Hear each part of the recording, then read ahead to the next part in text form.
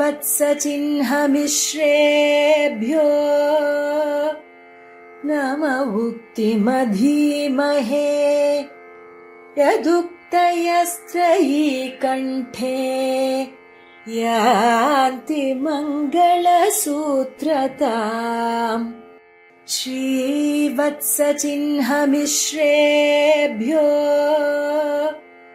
नम उक्तिमधीमहे यदुक्तयस्त्रयी कण्ठे यान्ति मङ्गलसूत्रताम् श्रीवत्सचिह्नमिश्रेभ्यो नम उक्तिमधीमहे यदुक्तयस्त्रयी कण्ठे यान्ति मङ्गलसूत्रताम् स्वस्ति हस्ति गिरिमस्तशेखरः सन्तनोतु मयि सन्ततं हरिः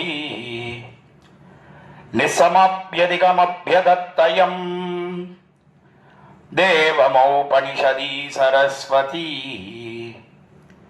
श्रीनिधिं निधिमपारमर्तिनाम् अत्तितात्तपरिधानदीक्षितम् सर्वभूतसुहृदं दयानिधिं देवराजमतिराजमाश्रये नीलमेघनिभमञ्जनपुञ्ज श्यामकुन्तलमनन्तशयं त्वाम् अब्जपाणिपदमम्बुजनेत्रम् नेत्रसात्कुरु करीश सदा मे श्रीमत्यै विष्णुचित्तर्यमनोनन्दनहेतवे नन्दनन्दन सुन्दर्यै गोदायै नित्यमङ्गलम् श्रीमते रम्यजामातृमुनीन्द्राय महात्मने श्रीरङ्गवासिने भूयात् நித்யஸ்ரீர் சுவாமி எம்பெருமானாருடைய சச்சிஷ்யர்களிலே பிரதானராக திகழக்கூடியவர் சுவாமி கூரத்தாழ்வான். அவராலே அனுகிரகிக்கப்பட்டது பஞ்சஸ்தவங்கள் என்ன கொண்டாடப்படக்கூடிய 5 ஸ்தோத்திரங்கள். அதுக்கே எப்படிப்பட்ட பெருமை உண்டு என்னால் அது வேதமாகிற பெண்ணின் கழுத்திலே திருமங்கல்யமாக மங்களசூத்திரமாக விளங்குகிறது என்று சுவாமி பராசரபட்டர் கூரத்தாழ்வானுக்கு தனியன் அருளி செய்யும் காலத்திலே தம்முடைய ஸ்ரீரங்கராஜஸ்தவத்திலே பூர்வ சதகத்திலே தெரிவிக்கிறார். ஸ்ரீவத்ச சின்னர் என்று கொண்டாடப்படக்கூடிய சுவாமி கூரத்தாழ்வான் அவர் 5 ஸ்தவங்கள், அதாவது ஸ்ரீவைகுண்ட ஸ்தவம் என்ன, அதிமானுஷ ஸ்தவம் என்ன, சுந்தரபாகு ஸ்தவம் என்ன, வரதராஜ ஸ்தவம் என்ன, ஸ்ரீஸ்தவம் என்ன ஆகிய 5 ஸ்தவங்களை அனுகிரகித்தார். அந்த 5 எப்படி இருக்கு என்னால் எதுக்தய ஸ்திரயீ கண்டே யாந்தி மங்கள சூத்திரதாம் என்ன திரையின்னு சொன்னா வேதம், வேதமாகிற ஒரு பெண் அந்த பெண்ணின் கழுத்திலே மங்களசூத்திரமாக விளங்குகிறது என்ன கொண்டாடினர். அப்பேற்பட்ட பிரபாவத்தோடே கூடினது அந்த 5 ஸ்தவங்கள். அதில் 4வதாக அருளி செய்த ஸ்தவம் தான் வரதராஜ ஸ்தவம். தேவப்பெருமாள் விஷயமாக காஞ்சிபுரத்திலே ஹஸ்தி கிரியிலே அத்திமலையிலே பிணியொழி தமரர் பெருவிசம்பருளும் பேரொருளாளன் எம்பெருமான் என்று கொண்டாடுகிறாரே திருமங்கையாழ்வார் தம்முடைய பாசுரத்திலே. அந்த கிரமத்திலே எல்லா வியாதியையும் போக்கி வேண்டினவர்களுக்கு வேண்டியதை கொடுக்க வல்லமை படைத்தவனாக எழுந்தருளி இருக்கிறான். அர்த்திதார்த்த பரிதான தீட்சிதனாக எழுந்தருளி இருக்கக்கூடிய பேரருளாள பெருமாள் என்கிற காஞ்சிபுரம் வரதராஜ பெருமாள். அவன் விஷயமாக 100-102 ஸ்லோகங்கள் கொண்ட இந்த வரதராஜ ஸ்தவம் என்கிற ஸ்தவத்தை அனுகிரகித்தார். அது 4வதாக அவதரித்தது என்று நாம் பார்க்கிறோம். அதைத்தான் நாம் இப்பொழுது இந்த ஸ்தோத்திரதாரா என்கிற உபன்யாச தொடரின் கீழே வரிசையா பல ஸ்தோத்திரங்களை அனுபவித்துக் கொண்டு வந்துள்ளோம். அதில் கீழே 3 ஸ்தவங்களை அனுபவித்தோம். அதாவது ஸ்ரீவைகுண்ட ஸ்தவம், அதற்கு மேலே அதிமானுஷ ஸ்தவம், அதற்கு மேலே சுந்தரபாகு ஸ்தவம். ஏன்னா அந்த கிரமத்திலே தான் அவர் அனுகிரகித்தார். இதை பற்றி கீழே நாம் அனுபவித்திருக்கிறோம். இந்த சோழ ராஜா அவன் தீவிர சைவனாக இருந்தான். அவனுடைய ஒரு உபதிரவத்தினாலே தம்முடைய திருக்கண்களை எல்லாம் இழந்த சுவாமி கூரத்தாழ்வான் எம்பெருமானாரை சுவாமி ராமானுஜரை பிரியும்படியாக நேரிட்டது. அந்த கஷ்டத்தை எல்லாம் போக்கிக் கொள்வதற்காக தாமும் இந்த உபதிரவம், அதாவது இத்தனையோ இன்னல்களை பண்ணுகிறான் இந்த ராஜா, அதெல்லாம் தொலைந்த பிற்பாடு திருவரங்கம் பெரிய கோயிலுக்கு எழுந்தருளாம் என்று தீர்மானித்து நேராக புறப்பட்டு திருமாலிருஞ்சோலமலை என்ற திவ்ய தேசம் கள்ளழகர் எழுந்தருளி இருக்கிறான். அங்கே எழுந்தருளினார். வழியிலே போகும் காலத்திலே தான் ஸ்ரீவைகுண்ட ஸ்தவத்தையும் அதிமானுஷ ஸ்தவத்தையும் அனுகிரகித்தார். அதற்கு மேலே திருமாலிருஞ்சோலமலையிலே எழுந்தருளி இருக்கும் காலத்திலே கள்ளழகர் விஷயமாக சுந்தரபாகு ஸ்தவம் என்கிற ஸ்தோத்திரத்தை தாமும் அனுகிரகித்தார். பிற்பாடு ராஜா அவன் மாண்டு போனான். மறுபடியும் திருவரங்கம் பெரிய கோயிலுக்கு வந்து சேர்ந்தார் கூரத்தாழ்வான். சுவாமி எம்பெருமானாரும் ராமானுஷரும் மேல்நாட்டிலிருந்து புறப்பட்டு திருநாராயணபுரத்திலிருந்து புறப்பட்டு திருவரங்க மாநகருக்கு வந்து சேர்ந்தார். ரொம்ப வருத்தப்பட்டார். இப்படி அநியாயமா நம்முடைய தரிசனத்துக்காக திருஷ்டிபூதராக இருக்கக்கூடிய கூரத்தாழ்வான், அதாவது திருஷ்டிபூதர்னு சொன்னா அவரை தான் கண்ணை போல இருக்கிறார் நம்முடைய சம்பிரதாயத்துக்கு, அவருடைய திருக்கண்களை இழக்கும்படியாக ஒரு நிலைமை ஏற்பட்டதே, பரிஸ்திதி ஏற்பட்டதேன்னு மிகவும் சோர்வை அடைந்தார் சுவாமி எம்பெருமானார் ராமானுஷர். அவர் 3 ஸ்தவங்கள் அனுகிரகித்தாரே சுவாமி கூரத்தாழ்வான், அதையெல்லாம் கட்டாட்சிச்சுட்டு அவர் தெரிவித்தது என்னால் 3 ஸ்தோத்திரத்தையும் நீர் அருளி செய்து, அதனால்தான் மறுபடியும் நமக்கு திருவரங்க மாநகரத்திலே வாசம் கிடைத்தது. இது மேலும் ஒரு காரியம் பண்ணணும், தேவப்பெருமாள் விஷயமாக ஒரு ஸ்தோத்திரம் வரதராஜஸ்தவம்ன்ற ஸ்தோத்திரத்தை அருளி செய்ய வேணும் என்ன நியமிக்க, அந்த நியமனம் அடியாகத்தான் இந்த வரதராஜஸ்தவம் என்கிற ஸ்தோத்திரம் அக்காலத்திலே அருளி செய்தார் சுவாமி கூரத்தாழ்வான் என்ன நாம் பார்க்கிறோம். அதுல கண்களை எம்பெருமானிடத்திலே பிரார்த்திக்க வேணும், தேவப்பெருமானிடத்துல மறுபடியும் உமக்கு கண்கள் வேண்டும்படியாக பிரார்த்திக்க வேணும்னு தெரிவித்தார் சுவாமி எம்பெருமானார் ராமானுஷர். ஆனா அதற்கு மாறாக நான் பெத்த பேரு நாலூரானும் பெற வேணும் என நாலூரானுக்கும் நற்கதி ஏற்பட வேணும் என்று தம்முடைய சுபமான விசாலமான திருவுள்ளத்தாலே சுவாமி கூரத்தாழ்வான் தேவப்பெருமாளிடத்திலே பிரார்த்தித்தார் என்று நாம் சரித்திரம் பார்க்கிறோம். நிற்க இந்த வரதராஜஸ்தவத்திலே நாம் இன்றைய தினம் அனுபவிக்க வேண்டியது 41வது ஸ்லோகம் தொடங்கி 45வது ஸ்லோகம் ஈராக அனுபவிக்க வேணும். அதை தொடர்ந்து நாம் அனுபவிக்க இழியலாம். அதை இன்றைய தினம் அடியன் விண்ணப்பிக்க வேணும் என்ன ஸ்ரீமத் வேதமார்க்க பிரதிஷ்டாபனாச்சாரிய உபய வேதாந்த பிரவர்த்தக ஆச்சாரியராய் பரமஹம்ச பரிப்ராஜகாச்சாரியராய் எழுந்தருளி இருக்கும் யதுகிரி யதிராஜ நாராயண ராமானுஜ ஜீயர் சுவாமி அவருடைய நியமனம், அந்த நியமனத்தை சிரசா வகித்து முதற்கண் அவருடைய திருவடித்தாமரைகளிலே அடியேனுடைய பிரணாமங்களை சென்னி சேர்த்து கரம் குவித்து தெரிவித்துக் கொண்டு மேலே இந்த 5 ஸ்லோகங்களினுடைய அர்த்தங்களை யதாவகாசம் இந்த கோஷ்டியிலே அனுபவித்து நாமும் சத்தை பெறலாம். இந்த 100-102 ஸ்லோகங்கள் வரதராஜஸ்தவத்திலே எப்படி அமைந்திருக்கிறது என்ன, அது ஒரு தசகமாக வகுத்து காட்டுகிறார்கள். அதாவது 10 ஸ்லோகங்கள் ஆக வகுத்து அதற்கு அர்த்தம் பண்ணி காட்டுகிறார் பிரசித்த வித்வானாக எழுந்தருளி இருக்கக்கூடிய ஸ்ரீவே மகாவித்வான் காஞ்சி பிரதிவாதி பயங்கர சுவாமி. அவர் தத்வார்த்த சிந்தாமணின்னு சொல்லக்கூடிய ஒரு வியாக்கியானத்தை நமக்கெல்லாம் அனுகிரகித்திருக்கிறார். அதை முக்கியமாக கொண்டே நாம் இப்பொழுதோ இந்த கோஷ்டியில அர்த்தங்களை அனுபவிக்க பெறலாம். முதல்ல 41வது ஸ்லோகத்தை அனுசந்தானம் பண்ணி அர்த்தங்களை நாம் அனுபவிக்க இழியலாம். பத்மாயா பிரணயரசாத் சமாசஜந்த்யாஹ ஸ்வம்பாஹும் சுபஹுமதோ புஜேன தேனா காம்னாமான்வபவதஹோ தசாம் ததாத்வே கண்டஸ்தே கரிகிரிநாதகம் புகாந்தஹ என்பது 41வது ஸ்லோகம் வரதராஜ ஸ்தவத்திலே. இந்த ஸ்லோகத்திலே தேவப்பெருமாளுடைய திருக்கழுத்து திருக்கண்டம், இந்த திருக்கண்டத்தை அனுபவித்து பேசுகிறார் சுவாமி கூரத்தாழ்வான்.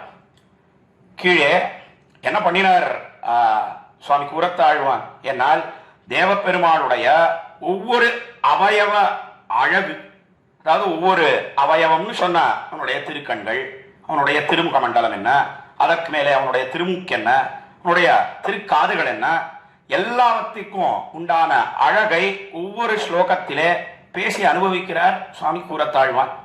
அதுல கீழே 40வது ஸ்லோகம் நேற்றைய தினம் அனுபவித்து தலை கட்டினோம்.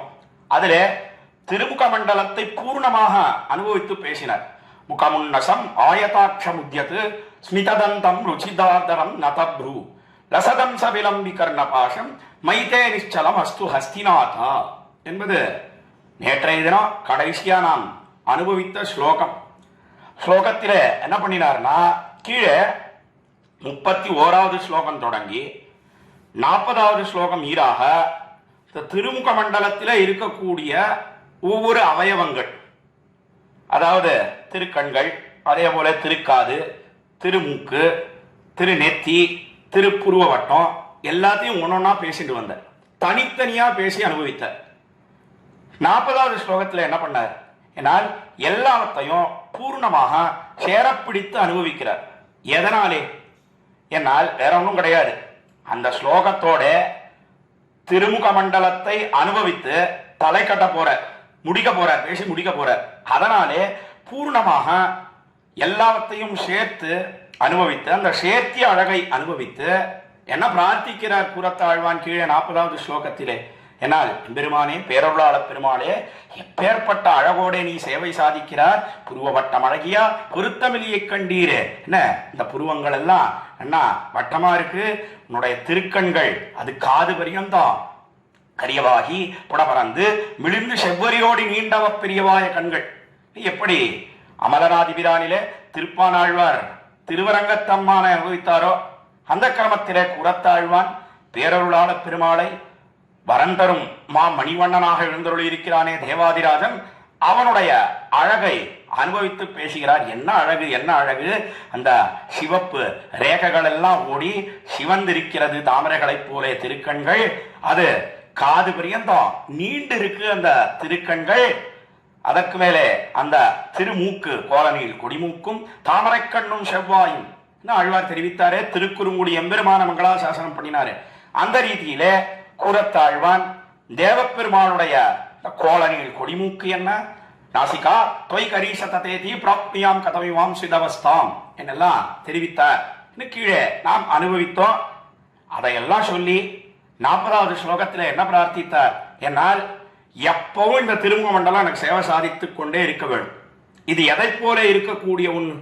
என்னால் மாரீச்சன் அவனுக்கு எப்பவும் எது கண்ணுக்கு இலக்காக ஆகி கொண்டிருக்கிறது? என்னால் சக்கரவர்த்தி திருமகன் ராமபிரானுடைய திருமுகன். விரக்ஷே விரக்ஷே தபஸ்யாமி சீரகிருஷ்ணாஜின் அம்பரம் என்ன காலத்தில் அவனே சொன்னான். யாரிடத்திலே சொன்னான்? மாரீச்சன். என்னால் ராவணனிடத்திலே மருமகனிடத்திலே தெரிவித்தார். சீதைய அபகரித்துக் கொண்டு வர வேணும் என்பதற்காக ராவணன் என்ன பண்ணினான்? என்னால் தன்னுடைய மாமாவான மாரீச்சனுடைய உதவியை நாடினான், சகாயத்தை நாடினான். அப்பொழுது தெரிவித்தான்.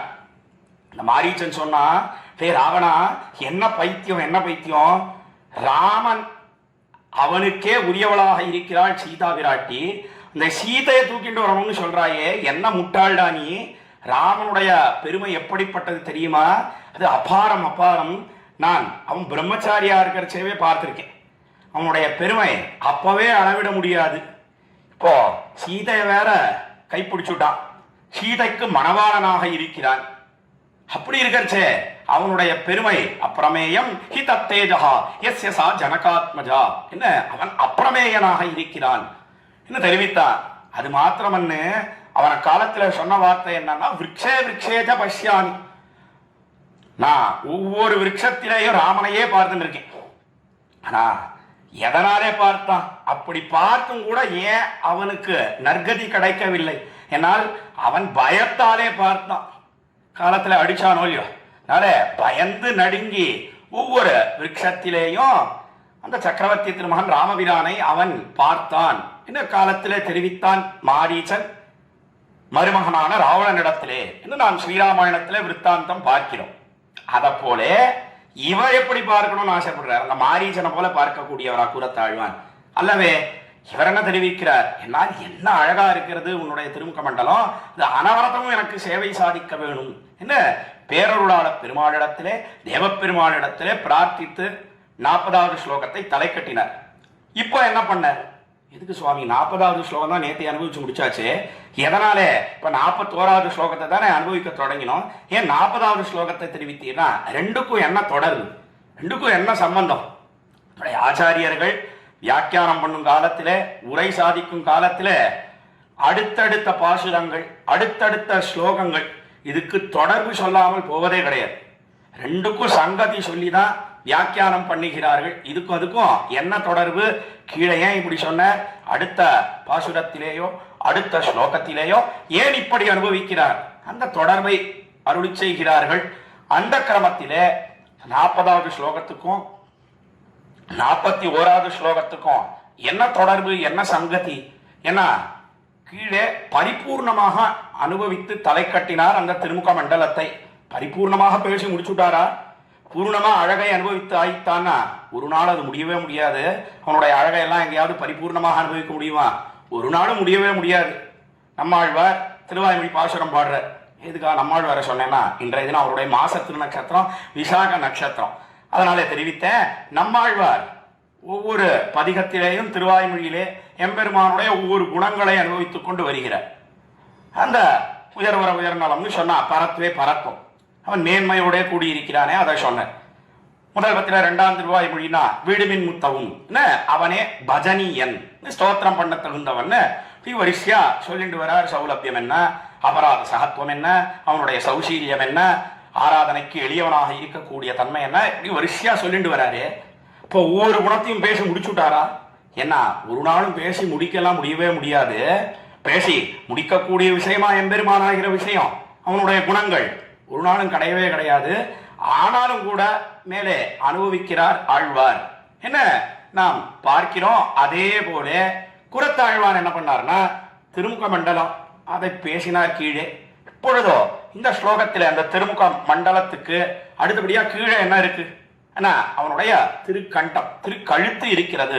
அந்த திருக்கழுத்தை பேசி அனுபவிக்கிறார் இந்த 41வது ஸ்லோகத்திலே. அதுதான் ரெண்டுக்கும் உண்டான தொடர்புன்னு காட்டுகிற ஸ்ரீ மகாவித்வான் காஞ்சி பிரதிவாதி பயங்கர சுவாமி அதை எப்படி வர்ணிக்கிறார், எப்படி மங்களாசாசனம் பண்றார் என்னால் பத்மாயா பிரணயரசாத் சமா சஜந்தியாக என்று தொடங்கி என்ன தெரிவித்து முடிக்கிறார் இந்த ஸ்லோகத்தை.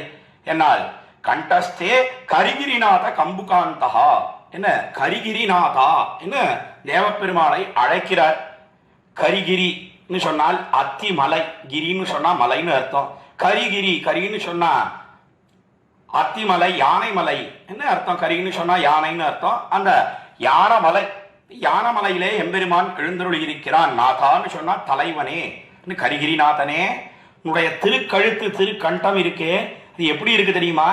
என்னால் கம்புகாந்தகா தே கண்டகா, என்ன கம்புகாந்தகா, கம்புகாந்தகா என்று சொன்னால் சங்கத்தை போல, சங்கை போல மிகவும் அழகா இருக்கு உன்னுடைய திருக்கழுத்து.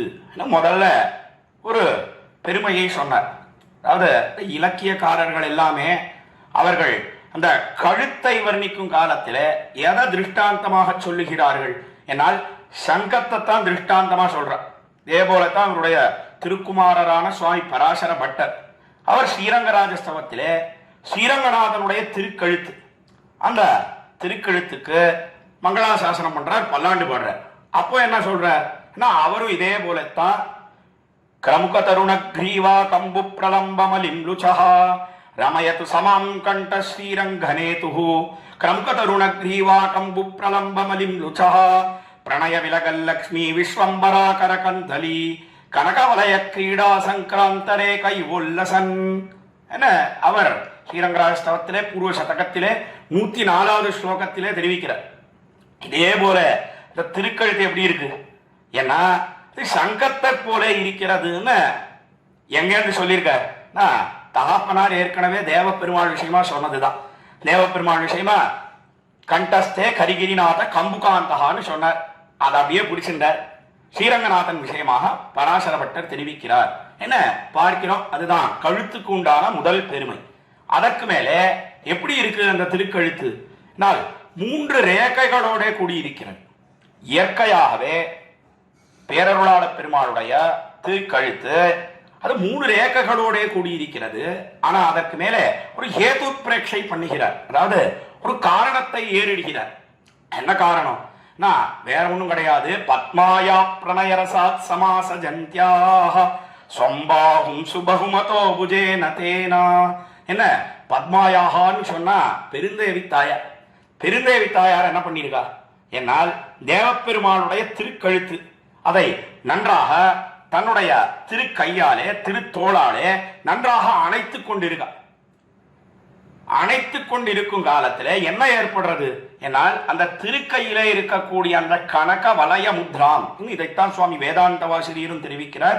அனிபிருத பரிரம்பை ராகிதாம் இந்திராயாக கனக வலய முத்ராம் கண்டபாகே ததானஹா என்று வரதராஜ பஞ்சாசத்திலே தேவப்பெருமாளை மங்களாசாசனம் பண்ணும் காலத்திலே தெரிவிக்கிறார். அவர் என்ன சொல்றாருன்னா, தேவப்பெருமாளை சேவிக்கிறதுனா காலங்காத்தால விஸ்வரூபத்துல சேவிக்கணும். ஏன்னா அப்பதான் அந்த ரேகைகள் எல்லாம் நல்லா சேவை சாதிக்கும். என்ன ரேகைகள்? என்ன அனிபிருத பரிரம்பை ராகிதான் இந்திராயாக. இந்திராயாகான்னு சொன்னா பிராட்டி. அதைத்தான் இங்க குரத்தாழ்வார் என்ன சொன்னார்னா, பத்மாயா பிரணயரசாத் சமாச ஜந்தியாகா. என்ன பிரணய ரசம் சொன்னால் பிரீத்தி ரசம். பிரீத்தி ரசத்தினாலே தாயார் என்ன பண்றா? பெருந்தேவி தாயார் என்ன பண்றான்னா, நன்றாக காட் ஆலிங்கனம் பண்ணி கொள்ளுகிறாள், அணைத்துக் கொள்ளுகிறாள். இதைத்தான் பரிரம்பணம்னு அங்கே தெரிவித்தார் சுவாமி வேதாந்த வாசிரியர். இங்க பிரணயரசாத் சமாச ஜந்தியாக சொம்பாகும் சுபமுதோ புஜேனதேனா கூறத்தாழ்வான் காட்டுகிறார். ரெண்டும் ஒரே அர்த்தத்தை தெரிவிக்கக்கூடியதுதான். அண்ணா ஆலிங்கனம் பண்ணினபடியினாலே என்ன ஏற்படுறது? என்னால் பெருந்தேவி தாயார் தன்னுடைய திருக்கைகளிலே கனக வளைய முத்ராம் என்று சொன்னால் கனக வளைகள், அதாவது தங்கமயமான வளையல்களை அணிந்து கொண்டிருக்கிறாளே, அதெல்லாம் அந்த கண்டத்திலே கழுத்திலே நன்னா உரசி உரசி என்ன ஏற்படுறதுன்னா அப்படியே முத்திரை பதிந்து விடுகிறது. இந்த ரேகைகள் எல்லாம் எப்போ சேவிக்கலாம்? என்னால் காலங்காத்தால போனாதான் சேவிக்கலாம், விஸ்வரூபத்திலே தான் சேவிக்கலாம்னு வேதாந்த வாசிரியர் அவ்விடத்துல தெரிவிக்கிறாள். அப்படி இதெல்லாம் எதிலே நோக்கு? என்னால் பிராட்டியினிடத்திலே மிகவும் வால்லபியத்தோட கூடியிருக்கிறான் தேவப்பெருமாள். பிராட்டி சொல்றதெல்லாம் கேட்பேன். அதனால நமக்கு எந்த கவலையும் கிடையாது. நாம போனோம்னு சொன்னா பெருந்தேவி தாயாரை சேவிச்சுட்டு தேவப்பெருமாளை சேவிச்சோன்னு சொன்னா நம்ம காரியம் கட்டாயம் நடக்கும். நாம கேட்டதையெல்லாம் கொடுப்பான் எம்பெருமான் என்பதை காட்டக்கூடியதுதான் இந்த பெருமைக்கு உண்டான அர்த்தம் என்று நம்முடைய பூர்வர்கள் தெரிவிக்கிறார்கள். அதைத்தான் இங்கே கூறத்தாழ்வான் என்ன தெரிவித்தார்? என்னால் பத்மாயா பிரணயரசாத் சமாச ஜந்தியாகா. என்ன அந்த பிரணய ரசம் பிரீத்தி ரசத்தினாலே நன்றாக காட் ஆலிங்கனம் பண்ணி கொள்ளுகிறாள் பிராட்டி. அப்படியா? பிராட்டி ஆலிங்கனம் பண்ணி கொள்றாளா? எப்பொழுது ஆலிங்கனம் பண்ணி கொள்ளுகிறாள் என்று ஒரு கேள்வி. இந்த ஆலிங்கனம் சொன்னால் அணைப்பதுன்னு சொன்னா எப்பொழுது நடந்தது?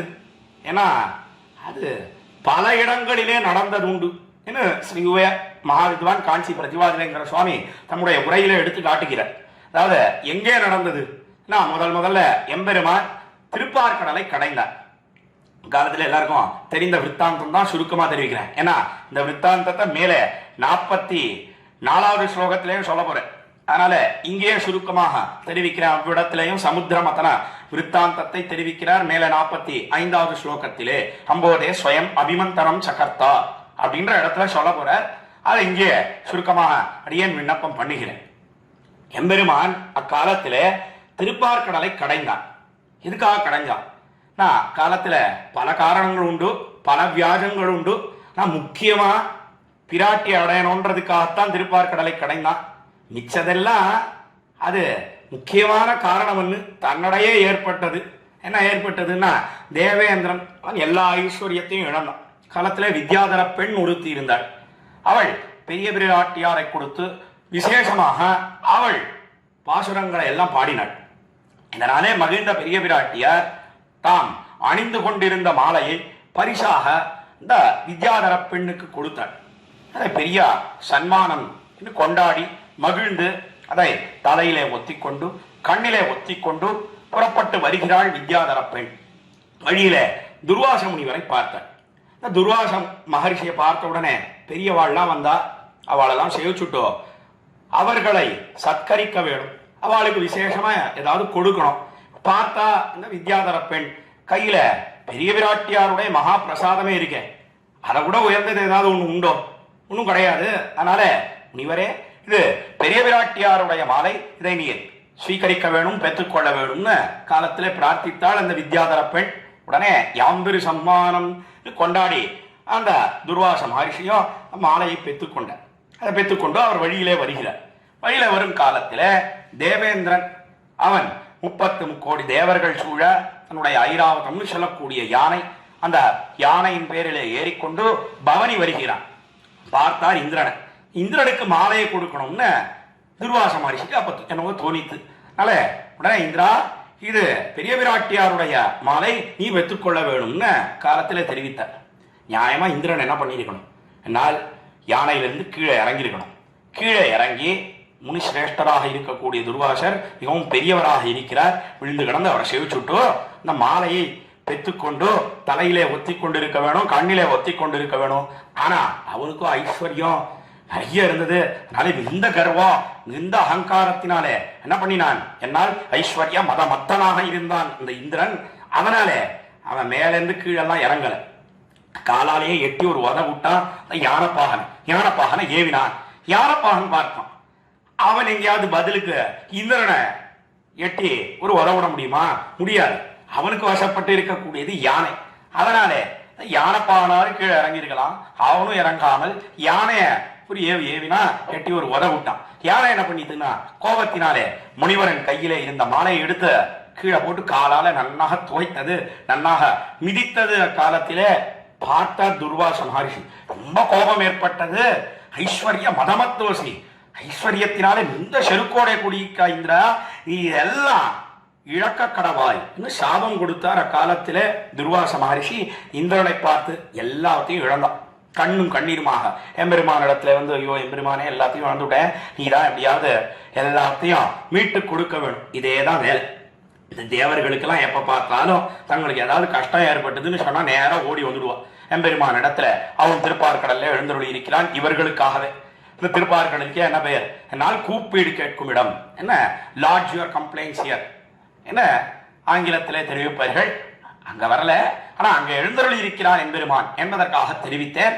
அப்படி எம்பெருமான் இடத்துல பிரார்த்திக்க எம்பெருமான் என்ன பண்ணினான்? என்னால் திருப்பார்கடலை கடைந்தான் என்ன நாம் பார்க்கிறோம். அதே போல அந்த தேவர்கள் அசுரர்கள் 2 பேருக்கும் எப்ப பாரு யுத்தம். அந்த யுத்தத்தில தேவதைகள் எல்லாம் செத்து போனவர்கள்லாம் திரும்பி உயிர் பெற்று வருவது கிடையாது. ஆனா அசுரர்கள் எல்லாம் இந்த யுத்தத்தில வீழ்ந்து போனாலும் கூட, அதாவது மரித்து போனாலும் கூட, அவர்களுடைய குலகுரு அவர் மிருதசஞ்சீவனி என்கிற வித்தையை அறிந்து கொண்டிருக்கிறார். அதை கொண்டு எல்லோரும் மறுபடியும் உயிர் பெற்று வரும்படியாக பண்ணுகிறார். அதனால என்ன ஏற்பட்டது? தேவதைகளுடைய எண்ணிக்கை குறைஞ்சுட்டே போகுது, அசுரர்களுடைய எண்ணிக்கை அப்படியே இருக்கு. அதனாலே தேவதைகள் எல்லாம் எம்பெருமான இடத்துல வந்து, நீதான் எப்படியாவது எங்களுக்கு சாவா மருந்து அமிர்தத்தை பெற்று கொடுக்க வேணும் அவர்கள் பிரார்த்தித்தார். சரி, அவர்களுக்காக அமிர்தத்தை பெற்று கொடுப்போம். அதே சமயத்துல இந்திரன் அவனுடைய ஐஸ்வர்யம் எல்லாம் கடலுக்குள்ளே போய் ஒளிந்தது, அதையும் பெற்று கொடுப்போம் என்பதற்காக அவன் என்ன பண்ணினான்? நேரம் வந்தான். நேரம் வந்து திருப்பார்கடலை கடைய வேணும். அதுக்காக என்ன பண்ணினான்? என்னால் மந்தர பர்வதத்தை மத்தாக நாட்டினான். வாசுகியை கயிறாக கொண்டோ தேவர்கள் அசுரர்கள் 2 பேரும் ஒவ்வொரு பக்கம் பிடிச்சிட்டு இருக்கா. முதல்லயே சண்டை, யார் தலை பக்கம் பிடிக்கிறது, யார் வால் பக்கம் பிடிக்கிறது. அந்த வாசுகின்னு சொல்லக்கூடிய பாம்பு அதுதானே கயிறா இருக்கு, ஒரே சண்டை. அப்பொழுதோ தேவதைகள் நாங்கள் தான் தலை பக்கம் பிடிப்போம்னு சொல்றா, அசுரர்கள் நாங்கள் தான் பிடிப்போம்னு சொல்றா. எம்பெருமான் அதெல்லாம் பேசி சமாதானப்படுத்தி ஒரு வழியா கன்வின்ஸ் பண்ணி, பேசாம இருங்கடா, நீங்களே வால் பக்கம் பிடிங்கோ என்னெல்லாம் தெரிவித்து அவள்லாம் கடைஞ்சிட்டு இருக்கா. எங்கேயாவது கடைய முடியுமா? மந்தர பர்வதத்தை மத்தாக நாட்டி வாசுகியை கயிறாக கொண்டு திருப்பார்கடலை எங்கேயாவது கடைய முடியுமோ? ஒரு நாளும் முடியவே முடியாது. என்னதான் இவர்களை எல்லாம் கொண்டு ஒரு ஜாயின்ட் கொலாபரேஷன் வெஞ்சர் அதை கண்டுபிடிச்சவனே எம்பெருமான் தான். இன்னும் ரசமாக நம்முடைய பூர்வர்கள் தெரிவிக்கிறார்கள். ஜாயிண்ட் கொலாபரேஷன்னா தேவதைகள் அசுரர்கள் ஒரு நாளும் சேரவே மாட்டான். ஆனா ரெண்டு பேரும் சேரும்படியாக அமிர்தம் வேணுமே, அதுக்காக ரெண்டு பக்கத்துல ரெண்டு பேரையும் கொண்டு அவன் என்ன பண்ணினான், என்ன கடையும்படியாக பண்ணினான். ஆனா அவர்களால முடியவே இல்லை, கை ஓய்ந்து போனார்கள். அப்பொழுது எம்பெருமானே பாயிருங்கொண்ட முன்னுமத்தாக மாசுனம் அதனொடு மளவி பாயிரும் பவ்வம் பகடு விண்டலரா படுதிர விசும்பிடைப்படரா சேரி விசும்பும் திங்களும் சுடரும் தேவரும் தாமுடன் திசைப்பா ஆயிரந்தோளாடல கடல் கடைந்தான் அரங்கமான கரமந்தானே. திருமங்கையாழ்வார் தெரிவிக்கிறாரே இந்த விற்த்தாந்தத்தை. அந்த கிரமத்தில எம்பெருமான் தானே 1000 தோள்களை கொண்டு தனி ஒரு வீரனாக திருப்பார்கடலை கடைந்தான காலத்துல பல பல பதார்த்தங்கள் வந்தது. ஐஸ்வர்யம் என்ன, குதிரை என்ன, இச்சைஸ்ரவஸ்னு சொல்லக்கூடிய குதிரை என்ன, ஆலாஹலம்னு சொல்லக்கூடிய விஷம் என்ன, இப்படி எல்லாம் வந்தது. அப்சரசுக்கள் வந்தார்கள், எல்லாத்தையும் பெற்று கொடுத்து கடைசியில அந்த உப்புச்சாறு, அதாவது சாதா அமிர்தம், அதை தேவதைகளுக்கு பங்கிட்டு கொடுத்தார். ஆனா கடைசியிலே உள்ளமுதாக இருக்கக்கூடிய பிராட்டி, அந்த பிராட்டி அவள் எம்பெருமானுக்கே உரியவளாக இருக்கக்கூடியவள் நேரா வந்தார். எல்லாரும் பார்க்கும் காலத்திலே எம்பெருமானுடைய திருமார்பை அடைந்து நன்றாக அவனை ஆலிங்கனம் பண்ணி கொண்டாள். இதுக்காக இத காஞ்சி சுவாமி எடுத்து காட்டுறார்.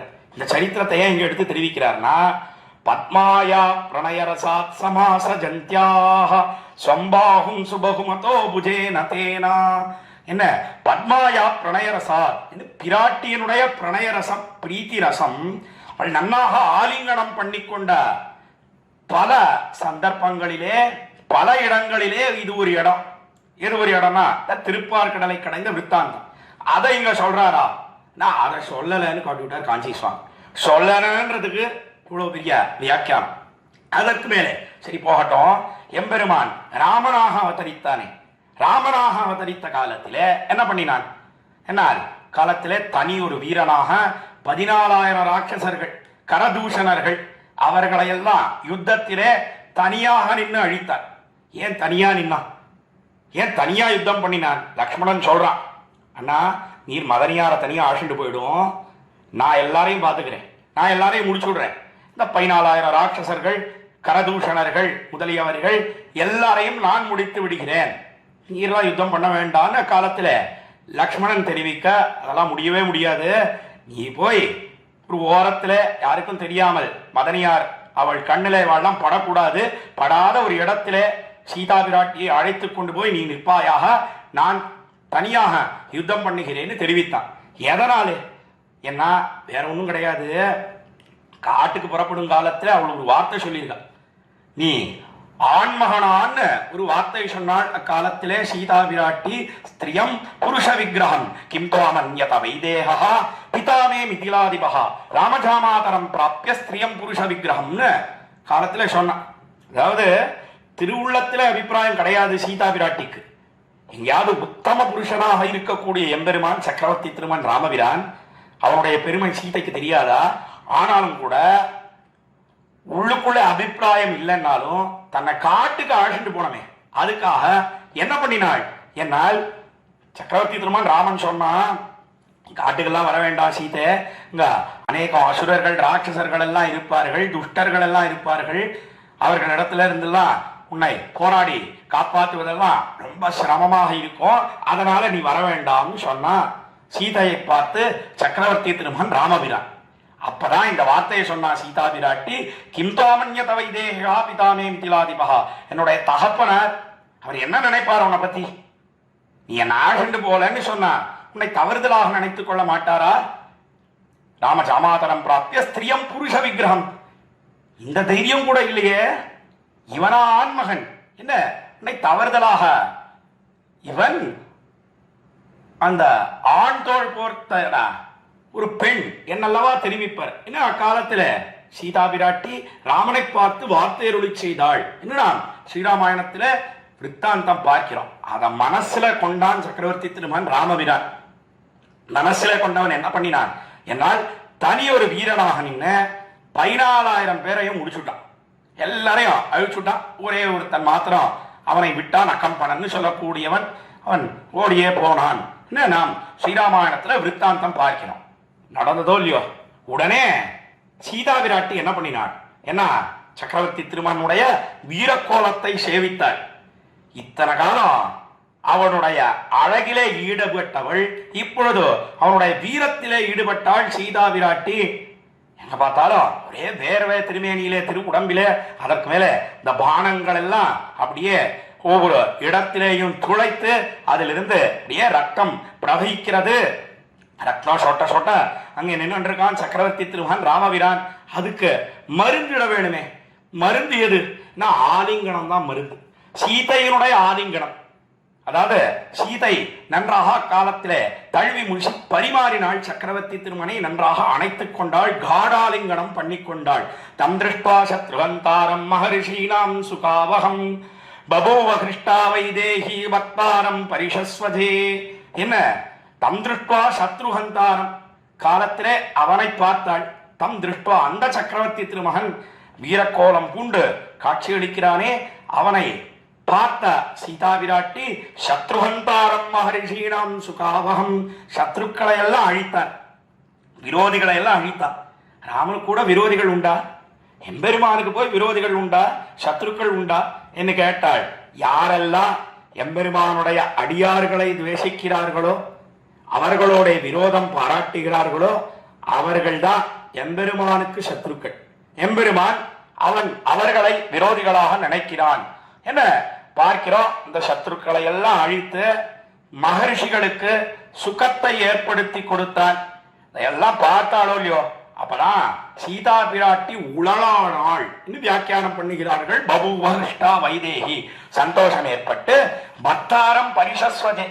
என்ன, பர்த்தாவாக இருக்கக்கூடிய, பர்த்தான்னு சொன்னா பரிக்கக்கூடியவன், ரட்சிக்கக்கூடிய அந்த சக்கரவர்த்தி திருமகன் ராமபிரானை அவனுக்கு மருந்து இட வேணுமே. எது மருந்துனா கீழே அனுபவித்தோம், ஆலிங்கனம் தான் மருந்து. நன்றாக அவனை தழுவிக்கொண்டாள் என்ன நாம் பார்க்கிறோம். இப்படி இது ஒரு இடம். அதாவது கீழே திருப்பார்கடல் கடைந்த காலத்திலே பிராட்டி எம்பெருமானை ஆலிங்கனம் பண்ணி கொண்டாள்னு பார்த்தோம். அதே போல இப்பொழுதோ எம்பெருமான் தேவபெருமாள் ராமனாக அவதரித்த காலத்திலே சீதா பிராட்டி 14,000 ராட்சசர்களை ராமன் முடித்த காலத்திலே அவனை நன்றாக அணைத்துக் கொண்டாள் என்ன பார்த்தோம். அதை சொல்றாரா கூறத்தாழ்வான் இங்க? ஏன்னா அதுவும் இல்லைன்னு காட்டுவிட்டார் சுவாமி. இல்லைன்னு சொல்றதுக்கா இவ்வளவு விபுலமா வியாக்கியானம் பண்ணணும் என்ன? இல்ல இதையெல்லாம் காட்டிலும் இப்படி ஆலிங்கனம் பல இடங்கள்ல நடந்தது. ஆலிங்கனம் அணைப்பது என்னவோ பண்ணியிருக்கிறாள் பிராட்டி, அது விசேஷம்தான். ஆனா இது எல்லாவற்றை காட்டிலும் வீறுவெத்தி இருக்கக்கூடியது எங்கே? ஏன்னா கிருஷ்ணாவதாரத்திலேன்னு காட்டின. அதைத்தான் இங்க கூறத்தாழ்வான் சொல்றேன். கிருஷ்ணாவதாரத்தில எங்க ஆலிங்கனம் பண்ணிட்டான்? பல இடங்கள்ல ஆலிங்கனம் பண்ணிட்டு இருக்கான். அதாவது இந்த இடைப்பெண்கள், ஆட்சியர்கள் அவெல்லாம் புறப்பட்டு ஒரு இடத்துக்கு போறா. அதாவது எப்படிப்பட்ட இடம்? என்ன, நாமமாயிரம் ஏத்தனின்னா நாராயணா நரணே ஆண்டாளுடைய பாசுரம் நாச்சியார் திருமொழியில 2ஆம் பதிகம். 2வது பதிகத்தில இவெல்லாம் புறப்பட்டு ஒரு முத்தத்துக்கு போகிறார்கள். முத்தத்தோடு புகுந்து நின் முகங்காட்டி புன்முறுவல் செய்து சித்திலோடெங்கள் சிந்தையும் சிதைக்க கடமையோ கோவிந்தா முத்தமன் இடந்தாவி மின்னுற நீண்டளந்து கொண்டாய் எம்மை பத்தி மெப்பின கிட்டக்கால் இந்த பக்கம் நின்னவர் என்று சொல்லார். பாசுரங்கள்லாம் காஞ்சி சுவாமி எடுத்து காட்டுறார் வியாக்கியானத்துல. அதனால அதை அடியொத்திய அடியேன் இவ்விடத்துல விண்ணப்பம் பண்ணி வருகிறேன். அதை பிரசங்காத இந்த கோஷ்டியில தெரிவித்தேன். அதாவது ஆலிங்கனம் எங்கே நடந்தது? ஏன்னா இல்ல இளைப்பிள்ளைகள் எல்லாம் பார்த்தா கண்ணபிரான் வரவே இல்லை. அதனால கீழே முதல் பதிகம் நாச்சியார் திருமொழியில முதல் பதிகத்தில காமனை எல்லாம் தொழுதார்கள், மன்மதனை எல்லாம் தொழுதார்கள். அப்பொழுதோ எம்பெருமான் பார்த்தா, இது என்ன அநியாயமா இருக்கு, இப்படி கூட பண்ணுவார் உண்டோ, இப்படி வருந்துகிறார்களே, நம்முடைய வரவை எதிர்பார்த்து நாமல்லவா இவர்களிடத்திலே வர வேண்டும். என்ன, யானைக்கு உதவினாற் போல ஓடோடி வந்தான் எம்பெருமான். இந்த பெண்கள் எல்லாம் பார்த்தா கண்ணபிரான் இல்லாத ஒரு இடத்துக்கு போயிடணும்னா என்ன நினைத்து முத்தத்தோடு புகுந்து ஒரு முத்தத்துக்கு வந்து சேர்ந்தார்கள். அவனுக்கு தெரியாம வருதான் நினைச்சுண்டு இவாளெல்லாம் புறப்பட்டு வந்தா. அந்த முத்தத்திலே கதவையெல்லாம் அடைத்தார்கள், தாப்பாலெல்லாம் போட்டுட்டும் கண்ணபிரான் வராதபடி உள்ளுக்குள்ளே எல்லாரும் இருக்கா. இங்க வந்து பார்த்தா இவாளுக்கு முன்னாடி அவன் வந்து நிக்கிறான். அடப்பாவி, இப்படி ஆயிடுது, இவனுக்கு தெரியாம வரோம்னு நினைச்சிட்டு இருந்தோம், நமக்கு முன்னாடி வந்து நிக்கிறது கண்ணன். அவர்களெல்லாம் பார்த்தார்கள். முத்தத்தூடு புகுந்து நின் முகங்காட்டி புன்முறுவல் செய்து என்ன பண்ணினான்? ஏன்னா வந்த கண்ணன் எம்பெருமான் இவர்களை எல்லாம் குசல பிரஷ்னம் பண்ணுகிறான். பின்னே ரொம்ப தூரம் நடந்து வந்திருக்காயே, உனக்கு காலெல்லாம் வலிச்சுதா? நாங்கன்னா வருடி விடுறேனே கால்களை எல்லாம், இப்படி தனியாக வந்தீர்களே, அதனாலே களைப்பை அடைந்தீர்களா என்னெல்லாம் பேசுகிறான் கண்ணன் எம்பெருமான். இவெல்லாம் கண்ணனுக்கு தோற்க கூடாதுன்னு நினைச்சா, ஆனா தோத்து போயிட்டான். அந்த அழகில அப்படியே மயங்கி போயிட்டா. முத்தத்தூடு புகுந்து நின் முகங்காட்டி புன்முறுவல் செய்து அவனுடைய முகத்தை காட்டினான், வார்த்தை அருளி செய்தான், புன்முறுவல் செய்தான் அக்காலத்திலே கண்ணன் எம்பெருமான். அதையெல்லாம் பார்த்தாலும் வந்த இடைப்பெண்கள் அப்படியே தோத்து போயிட்டான். ஆனாலும் கூட அந்த தோல்வியை அவனுக்கு காட்டக்கூடாது. நாம தோத்து போயிட்டோன்றத கண்ணன் நம்முடைய முகத்தை கொண்டு அறியக்கூடாது. என்ன பண்ணினார்கள் என்னால் அவர்கள் எல்லாரும் அவனை பார்க்காமல் அந்த சித்தில் இழைப்பதாக இந்த மணல்ல பசங்கள் எல்லாம் கட்டுறது, ஒரு கடற்கரைக்கு போச்சுன்னு சொன்னா அந்த பசங்கள் எல்லாம் உட்கார்ந்து மணலில வீடுகளை எல்லாம் கட்டுறது, அதை போல ஒரு சித்தில் இழைக்க தொடங்கினார்கள். உடனே கண்ணபிரான் பார்த்தான். முத்தத்தோடு புகுந்து நின் முகம் காட்டி புன்முறுவல் செய்து சித்திலோடங்கள் சிந்தையும் சிதைக்க கடவையோ கோவிந்தா. என்ன அந்த சித்திலையும் அழிச்சுட்டான். ரொம்ப கோபம் வந்துடுத்து கண்ணபிரானுக்கு. என்ன அநியாயமா இருக்கு, நான் வந்து இங்க நிக்கிறேன், அவளோட பேசுறேன், புன்முறுவல் பூக்கிறேன், இதையெல்லாம் பார்க்காமல் என்னவோ பார்த்துட்டு இருக்காளே வாழலாம், நம்ம பார்க்காமல் சித்திலை இழைத்துக் கொண்டிருக்கிறார்களே, என்ன சித்திலையெல்லாம் நல்லா அழிச்சுட்டான். காலாலேயே அவன் மிதித்து அழித்தான். சித்திலோட எங்கள் சிந்தையும் சிதைக்க கடவையோ கோவிந்தா. என்ன சித்திள், அதற்கு மேலே எங்கள் சிந்தை எல்லாத்தையும் சிதைச்சுட்டாயே எம்பெருமானே, இப்படி சிதைக்க கடவையோ கோவிந்தா. கோவிந்தனே, என்ன உனக்கு என்ன காரியம்? கோவிந்தன்னு சொன்னா ஒரு அர்த்தம், பசுக்களை எல்லாம் மேய்ப்பது தானே உன்னுடைய தொழில். அதை விட்டுட்டோ எங்களுடைய சித்தில் எங்களுடைய நெஞ்சு எல்லாத்தையும் இப்படி அபகரித்து விட்டாயே, அழித்து விட்டாயே என்ன தெரிவித்து, எம்மை பத்தி நைப்பின கிட்டக்கால் இந்த பக்கம் நின்னவரின் சொல்லார். உடனே கண்ணபிரான் தெரிவித்தார். கண்ணபிரான் நன்னாக இவர்களை ஆலிங்கனம் பண்ணிக்கொள்ள வேண்டும்னு வந்து சேர்ந்துட்டான். நன்னா ஆலிங்கனம் பண்ணிவிட்டான். நன்னா கெட்டி ஆலிங்கனம் அணைத்துக் கொண்டான். இவர்கள் கண்ணபிரானை நன்னாக காலத்திலே தழிமுசி பரிமாறினார்கள். அதைத்தான் எம்மை பத்தி நைப்பின கிட்டக்கால் சொன்னா. இப்படி கண்ணபிரானே, இப்படி நீ வரலாமா தெரிவித்த உடனே கண்ணபிரான் சொன்னா, என்ன இதைத்தானே நீங்க ஆசைப்பட்டு, உங்களுக்கு என்ன இஷ்டம் இல்லையா? பெரிய பெரிய முனிவர்கள், பெரிய பெரிய ரிஷிகள், அவர்களெல்லாம் நம்முடைய உடம்பை அணைக்க வேண்டும் என்னல்லவா நினைக்கிறார்கள். அப்படி இருக்கச்சே உங்களுக்கு என்ன வேண்டாமா? உங்களுக்கு என்ன இஷ்டம் இல்லையா? கண்ணபிரான் கேட்க, இல்ல இல்லப்பா, உங்களுக்கு ரொம்ப இஷ்டம்தான், அதுதான் பரம போக்கியமாக இருக்கக்கூடிய ஒண்ணு. ஆனா இந்த இடத்துக்கு வந்திருக்காயே, எல்லாரும் பெரியவர்கள்லாம் இருக்கா, அவெல்லாம் பார்த்தா இந்த பக்கம் நின்னவர் என் சொல்லார், அவர்களெல்லாம் என்ன சொல்லுவார்களோ தெரியவில்லையே, ரொம்ப பயமா இருக்கு காலத்திலே தெரிவித்தார்கள் என்று பார்க்கிறோம். இப்படி எம்பெருமான் கிருஷ்ணாவதாரம் பண்ணினானே, கிருஷ்ணாவதாரம் பண்ணின காலத்திலே அந்த இடைப்பெண்கள் அவர்கள் எல்லாம் நன்றாக ஆலிங்கனம் பண்ணி கொண்டார்கள் கண்ணன் எம்பெருமானை. அதை சொல்றாரா? அதுவும் சொல்லல. இங்க கிருஷ்ணாவதாரத்திலே வீர்வெத்து இருக்கும்னு காட்டினார். கிருஷ்ணாவதாரத்திலே எம்பெருமானை காலத்திலே பிராட்டி அணைத்தாலே அதுதான் இங்கே சொல்லப்பட்டது.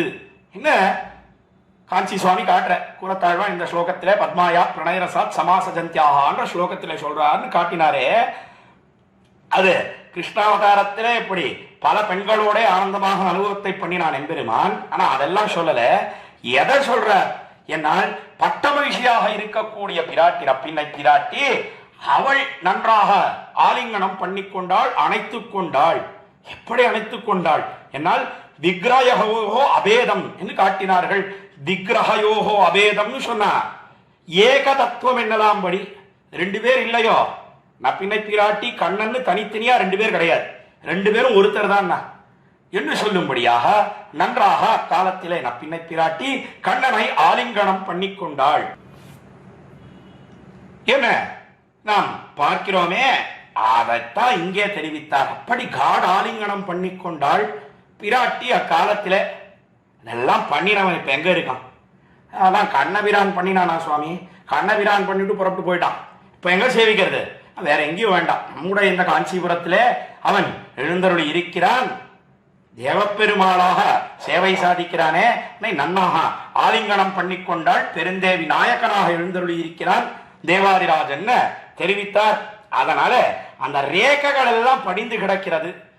அந்த சம்ஸ்லேஷத்தினாலே என்ன ஏற்பட்டது அதை மேலே தெரிவிக்கிறார். அவனுடைய அந்த திருக்கழுத்திருக்கே திருக்கண்டம், அந்த திருக்கண்டமானது வீறு பெற்று விளங்குகிறது என்ன தெரிவிக்கிறார். பிராட்டியானவள் அவளுடைய கை, அதாவது அவளுடைய புஜங்கள் என்ன பண்ணித்து என்ன, ரெண்டு பேரும் ஒருத்தரை ஒருத்தர் அணைத்து கொண்டார்கள். இவனுடைய கை, அதாவது தேவப்பெருமாளுடைய கை பெருந்தேவி தாயாரை அணைக்க, அந்த புஜங்கள் அணைக்க, அதே போல பெருந்தேவி தாயாருடைய திருக்கைகள் தேவப்பெருமாளை அணைக்க என்ன ஏற்பட்டது, அதைத்தான் சொல்றார் இந்த ஸ்லோகத்திலே. பிரணயரசாத் சமாச ஜந்தியாக ஸ்வம்பாகும் சுபகுமதோ புஜேனதேன காம்னாமான் பவதஹோ தசாம் ததாத்வே. என்ன ததாத்வே, அக்காலத்திலே என்ன ஏற்பட்டது எம்பெருமானே, என்னால் சொம்பாகும் சுபகுமதோ புஜேனதேனா, உன்னுடைய திருத்தோள், அதன் பேரிலே பிராட்டியனுடைய திருத்தோள் ரெண்டும் சேர்ந்துடுத்து. பத்மாயாக பிராட்டிக்கு என்ன விளைவித்தது என்ன, முதல்ல பிராட்டிக்கு ஆனந்தத்தை விளைவித்ததுன்னு சொல்ற. அதாவது பிரணயரசாத் சமாச ஜந்தியாக ஸ்வம்பாகும் சுபகுமதா புஜேனதேன, என்ன பிராட்டி இருக்காளே பெருந்தேவி தாயார் தன்னுடைய திருக்கையாலே தேவப்பெருமாளை நன்றாக அணைத்தாள். அணைத்தபடியினாலே அவளுடைய அந்த திருக்கை கழுத்துல நன்னா பட்டது. அந்த ஸ்பர்ஷத்தினாலே பிராட்டிக்கு மிகவும் ஆனந்தம் ஏற்பட்டது. எப்பேற்பட்ட போக்கியமா இருக்கிறது என்ன, பிராட்டிக்கு ஆனந்தத்தை விளைவித்தது அக்காலத்திலே அந்த திருக்கழுத்து. அது எப்படி இருக்கு திருக்கழுத்து, அதே போல தோள்கள், தோள் அதுல சாய்ந்தால்தான் பிராட்டிக்கு நிம்மதி ஏற்படும். ஏன்னா பிராட்டி ரொம்ப மிருதுவா இருக்கா. எம்பெருமானுடைய திருத்தோள்கள், அதே போல திருக்கண்டம், அதெல்லாம் எப்படி இருக்கு, திருத்தோள்கள் எப்படி இருக்கு, ஏன்னா அந்த காது பர்யந்தம் இழுத்து இழுத்து விடுறானோ இல்லையோ, இந்த அம்பு வில்லு அதை ரெண்டையும் சேர பிடித்து நன்றாக நாணேத்தி வில்லை நாணேத்தி அந்த காது பர்யந்தம் இழுத்து விடுகிறபடியினாலே இந்த இடம்லாம் அப்படியே சொர சொரன்னு இருக்கு. எம்பெருமானுடைய திருத்தோள்கள் தழும்பிருந்த சாருங்கனாந்தோ இந்த அமங்கை என்ன தெரிவிக்கிறார் ஆழ்வார். தழும்பிருந்த சாருங்கனான், அதுவே ஒரே வீர தழும்பா இருக்கு. அதுல அணைத்து கொண்டால்தான் பிராட்டிக்கு ஆனந்தம் ஏற்படும். அந்த ஆனந்தத்தை அடைந்தாள் பெருந்தேவி தாயார் என்று தெரிவித்து, அந்த ஆனந்தத்தை அடைந்த பெரிய பிராட்டியாருடைய, அதாவது பெருந்தேவி தாயாருடைய திருக்கை அது திருக்கழுத்தில பட்டதோ இல்லையோ, பட்டபடியினாலே எம்பெருமான் தேவப்பெருமாள் அவன் எப்பேற்பட்ட ஒரு நிலைமையை அடைந்தான், அது ஒரு நாளும் வாக்காலே சொல்லி முடிக்கவே முடியாதுன்னு கூறத்தாழ்வான் தெரிவித்து இந்த ஸ்லோகத்தை தலை கட்டுகிறார். அதைத்தான் காம்நாமான் பவதஹோதசாம் ததாத்வே, ததாத்வே அக்காலத்திலே காம் நாம அன்பபவது என்ன, அஹோ என்ன நிலைமையை அடைந்ததோ தெரியவில்லையே, எப்பேற்பட்ட பரிஸ்திதியை அடைந்ததோ தெரியவில்லையே, என்ன பிராட்டிக்கு மிகவும் போக்கியத்தையை விளைவித்தது. அதனால என்ன பண்ணினாள் பிராட்டி, அவள் பகுமானத்தை பண்ணினாள்.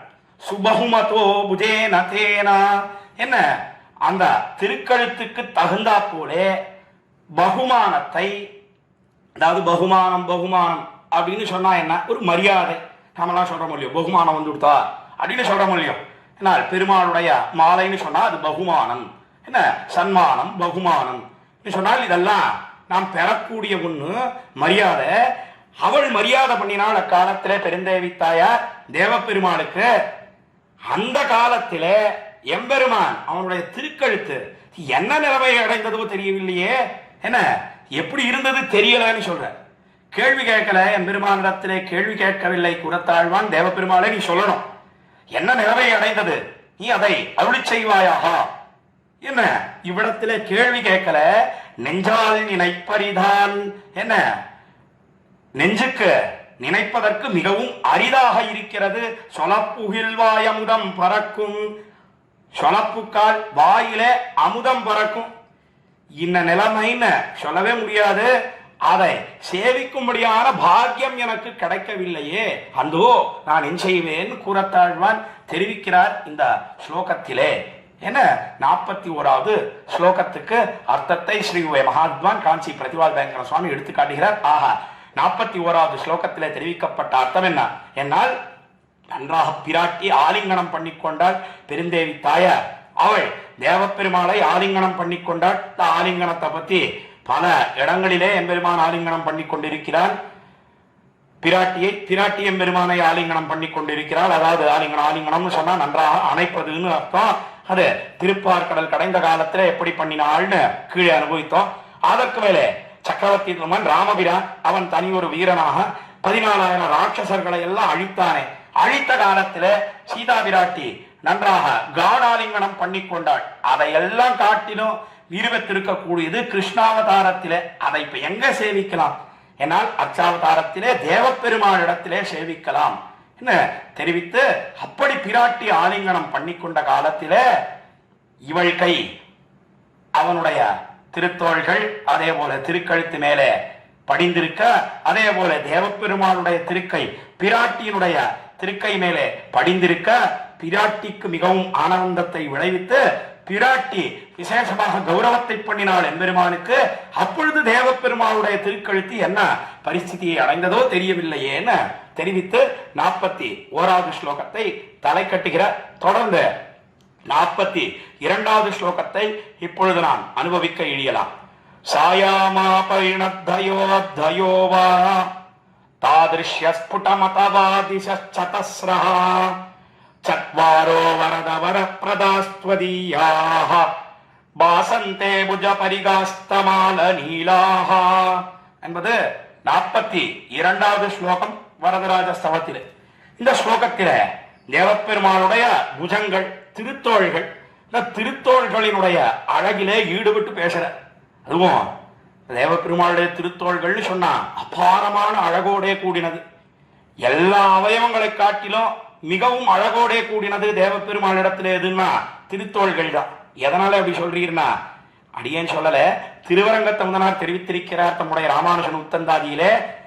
எப்படி இருக்கார் ராமானுஷர் என்னால், ஆண்டுகள் நாள் திங்களாய் நிகழ்காலம் எல்லாம் மனமே ஈண்டுபல் யோனிகள் தோறுழல்வோம் இன்னோர் எண்ணினியே காந்தகு தோழங்கள் தென்னத்தி ஊரர்களை கீழ் பூண்டவன் பாலன் இராமானுஷனை பொருந்தினமே என்று தெரிவிக்கிறார் தம்முடைய ராமானுஷன் உத்தந்தாதியிலே. எத்தனையோ காலமா நானும் பல பிறவிகள் பிறந்து இப்படியே இந்த சம்சாரத்திலேயே உழந்து கொண்டு கிடக்கிறேன். ஆனா இன்னைக்கு எந்த காரணமும் இல்லாமல் ராமானுஷருடைய திருவடி தாமரைகளிலே ஆசிரிக்கும்படியான ஒரு பேரு லாபம் நமக்கு கிடைத்தது என இந்த பாசுரத்திலே தெரிவிக்கிறார் திருவரங்கத்தமுதனார். அப்படி சொல்லும் காலத்திலே எம்பெருமானார் அவர் எப்படி இருக்கார் என்னால், அவர் தேவப்பெருமாளுடைய திருவடி வாரத்திலேயே பூண்ட அன்பாளனாக இருக்கிறார், அன்போடே கூடியிருக்கிறார்னு சொன்னார். சொல்லும் காலத்திலே இந்த தேவப்பெருமாளை எப்படி வர்ணித்தார், அதாவது எப்படி அவனை மங்களாசாசனம் பண்ணினார் என்னால், காந்தகு தோழன்னல் தென்னத்தி ஊரரை கழலினை கீழ். காந்தகு தோழன்னல் காணத்தகுந்த திருத்தோள்களோட கூடியிருக்கிறார். அந்த தோள் மிடுக்கிற அதுவே அவன்தான் அண்ணல். அதாவது அண்ணல்னா சுவாமி என்பதை காட்டி கொடுக்கிறது, எல்லாருக்கும் தலைவன் என்பதை காட்டி கொடுக்கிறதுன்னு தெரிவிக்கிறார் அந்த பாசுரத்திலே திருவரங்க தமுதனர். அதைத்தான் எதுக்காக சொல்ல வந்தேன்னா, அப்படி தோள் அழகு அதுவும் எப்ப சேவிக்கணும் ஏன்னா தேவப்பெருமாளுக்கு புறப்பாடு உற்சவம், விசேஷமா உற்சவங்கள் எல்லாம் கண்டருளுகிறான். வையம் கண்ட வைகாசி திருநாள்னு அவன் வாகனங்களிலே புறப்பாடு கண்டருளுகிறான். 3ஆம் உற்சவம் கருட சேவை விசேஷமாக பார்க்கிறான். ஒவ்வொரு புறப்பாடு முடிஞ்ச உடனேயும் அவன் தோளுக்கினியானிலே இந்த மாலைகள் எல்லாம் படிகளைந்து அவன் திருமேனியோட எழுந்தருளுகிறானே, அந்த அழக சேவிக்கணும். அப்பதான் அந்த தோல் அழகை நம்மாலே நன்றாக சேவிக்க முடியும். அதுல ஈடுபட்டவர் தான் சுவாமி எம்பெருமானார். அது மாத்திரம் என்ன, இந்த தோல் மிடுக்கை கொண்டு தானே விந்தியாட்டவியிலிருந்து ராத்திரியோட ராத்திரியா தன்னுடைய தோல் அழகை காட்டி அந்த தோளை அண்ட கொண்ட பலத்தாலே ராமானுஷர் ஒரே ராத்திரியிலே புறப்பட்டு காஞ்சிபுரத்துக்கு வந்து சேர்ந்தார். என்ன, நான் இந்த சரித்திரம் எல்லாருக்கும் தெரிஞ்சிருக்கும். காலத்துல கங்கையிலே நீராட வேண்டும் என்பதற்காக யாதவ பிரகாசன் அழைத்துக் கொண்டு போனான். ராமானுஷர் அங்கேயே தீர்த்து கட்டி விடுறதுன்னு அவன் கோடிட்டு இருந்தான். ஆனா அது நிறைவேறவில்லை. வழி திகைத்து அலமருகி கொண்டு இருக்கும் காலத்திலே வேடன் வேடுவிச்சியாக பெருந்தேவி தாயாரும் தேவப்பெருமாளும் வந்து காப்பாற்றினார்கள் சுவாமி ராமானுஷரை என்று பார்க்கிறோம். அப்பொழுதும் தோல் அழகிலே ஈடுபட்டார். அந்த தோல் அழகிலேயே ஈடுபட்டு அனவரதமும் அதிலேயே கண் வைத்தவராக திகழக்கூடியவர் தான் சுவாமி ராமானுஷர். அதைத்தான் இங்கே தெரிவிக்கிறார் சுவாமி கூரத்தாழ்வான். எப்படி தெரிவிக்கிறார் என்னால் அவனுடைய திருத்தோள் அழகை 42வது ஸ்லோகம் என்ன, அதற்கு மேலே 43வது ஸ்லோகம் என்ன, மேலே 44வது ஸ்லோகம் அதை தொடர்ந்து தெரிவிக்கிறார். இந்த 42வது ஸ்லோகத்திலே என்ன தெரிவிக்கிறார் என்னால் சாயாமாதிருத பரிணப்தயோப்தயோ வா தாதிருஷ்ய ஸ்புடமதவாதிஷஸ்சதஸ்ரஹா கமால நீலாஹா என்ன முடிக்கிறார் இந்த ஸ்லோகத்தை. ஹே வரதா என்ன தேவப்பெருமாளை அழைத்து, வரதராஜனே தேவாதிராஜனே உன்னுடைய திருத்தோள்கள் எப்படி இருக்கு தெரியுமா என்னால் தமால நீலாஹா என்ன தமால நீலாஹா சொன்னால் பச்சிலை மரம், அந்த மரத்தை போலே மரம் பூத்தா போலே இருக்கிறது. அதை போல நன்னாக பறந்திருக்கிறது உன்னுடைய திருத்தோள்கள் என்று தெரிவித்து சாயாமாதிருத பரிணப்தயோப்தயோவா தாதிருஷ்ய ஸ்புடமதவாதிஷஸ்சதஸ்ரஹா சத்வாரோ வரதா வரப்பிரதாஸ்த்வதீயாக. அதற்கு மேல எப்படி இருக்கு என்னால் வரதனுடைய திருத்தோள்கள் சத்வாரஹா சொன்னால் 4ஆக இருக்கிறது. 4 திருத்தோள்களோட சேவை சாதிக்கிறான் தேவாதிராஜன். அந்த 4 திருத்தோள்கள் எப்படி இருக்கு என்னால் சத்வாரோ வரத வரப்பிரதாஸ்த்வதீயாக வரதா என்ன சொன்னால் அந்த 4 திருத்தோள்களும் வேண்டினவர்களுக்கு வேண்டியதை கொடுக்கக்கூடியதாக இருக்கிறது. அத்திகள் எத்தனை பேர் வந்தாலும் அவனுடைய அந்த தோல் எப்படிப்பட்டது என்னால் போரும் போரும் சொல்லும்படியா கொடுக்கிறது. எம்பெருமானுடைய திருக்கைகள் திருத்தோள்கள் எப்படி இருக்கு திருமங்கையாழ்வார் தெரிவித்தார். அலம்புரிந்த நெடுந்தடக்கை அமரர் வேந்தன் அலம்புரிந்த நெடுந்தடக்கை. அவனுடைய திருக்கைகள் அந்த திருத்தோள்கள் நெடுந்தடக்கையாக இருக்கிறது, நீண்டு இருக்கு. எதனாலே நீட்சி என்ன கொடுத்து கொடுத்து நீண்ட கை என்ன வியாக்கியானம் பண்ணினார்கள் நம்முடைய பூர்வாச்சாரியர்கள். எம்பெருமானிடத்துல இது வேணும் அது வேணும்னு கேட்கக்கூடியவர்கள்லாம் வருகிறார்கள். அவர்களுக்கெல்லாம் கொடுத்து கொடுத்து கையிலே அப்படியே நீண்டு போச்சு. அது எவ்வளவு கொடுப்பான் எம்பெருமான் என்னால் அலம் புரிந்த நெடுந்தடக்கை. அலம் அலம்னு சொன்னா போரும் அர்த்தம். அலம்னு சொல்லக்கூடியது வட சொல். அது சம்ஸ்கிருதத்திலே இருக்கக்கூடிய சப்தம். என்ன அர்த்தம் போரும் போரும் அர்த்தம். எல்லாரும் வரக்கூடியவர்கள் எல்லாம் அர்த்திக்கக்கூடியவர்கள் யாச்சகர்கள் எல்லாம் போரும் போரும் எம்பெருமானே இது போரும் சொல்லும்படியாக கொடுத்து கொண்டே இருக்கிறான். ஒரு நாளும் நிறுத்துவதே கிடையாது. எதனாலே நிறுத்துறான் ஏன்னா இவா போரும் போரும்னு சொல்றா. அதனாலேயே ஒழிய எம்பெருமானிடத்துல இல்லையா என்னால் எம்பெருமானிடத்துல கொடுப்பதற்கு எல்லாமே இருக்கிறது. ஒரு நாளும் இவன் அதாவது உன்னை யாச்சிக்கிறானே, உன்னை வேணும்னு எம்பெருமானிடத்துல வரானே, அவனுக்கு கொடுப்பதற்கு எம்பெருமானிடத்துல சரக்கெல்லாம் முடிஞ்சு போச்சு. இனிமேலும் கொடுப்பதற்கு கிடையாது. அதனால வேறொரு வாசல் தேடி போக வேணும் என்கிற நிலைமை ஏற்படுமா? ஒரு நாளும் கிடையவே கிடையாது. இந்த பர்யாப்தி அதாவது முடிஞ்சு போனது என்பதெல்லாம் கிடையவே கிடையாது. அவன் கொடுத்து கொண்டே இருக்கிறான். அலம் புரிந்த நெடுந்தடக்கையாக இருக்கிறது எம்பெருமானுடைய திருக்கைகள். அதைத்தான் இங்கே என்ன தெரிவித்தார் கூரத்தாழ்வான் என்னால் சத்வாரோ வரத வரப்பிரதாஸ்த்வதீயாக. என்ன தேவப்பெருமாளே உன்னுடைய புஜங்கள் திருத்தோள்கள் எப்படி இருக்கு என்ன முதல்ல தமால நீலாகா என்ன பச்சிலை மரம் போல கருத்திருக்கிறதுன்னு சொன்ன. அதற்கு மேலே 4 தோள்கள் அவைகள் என்ன பண்றதுன்னா அது கொடுத்து கொடுத்து நீண்டிருக்கிறது.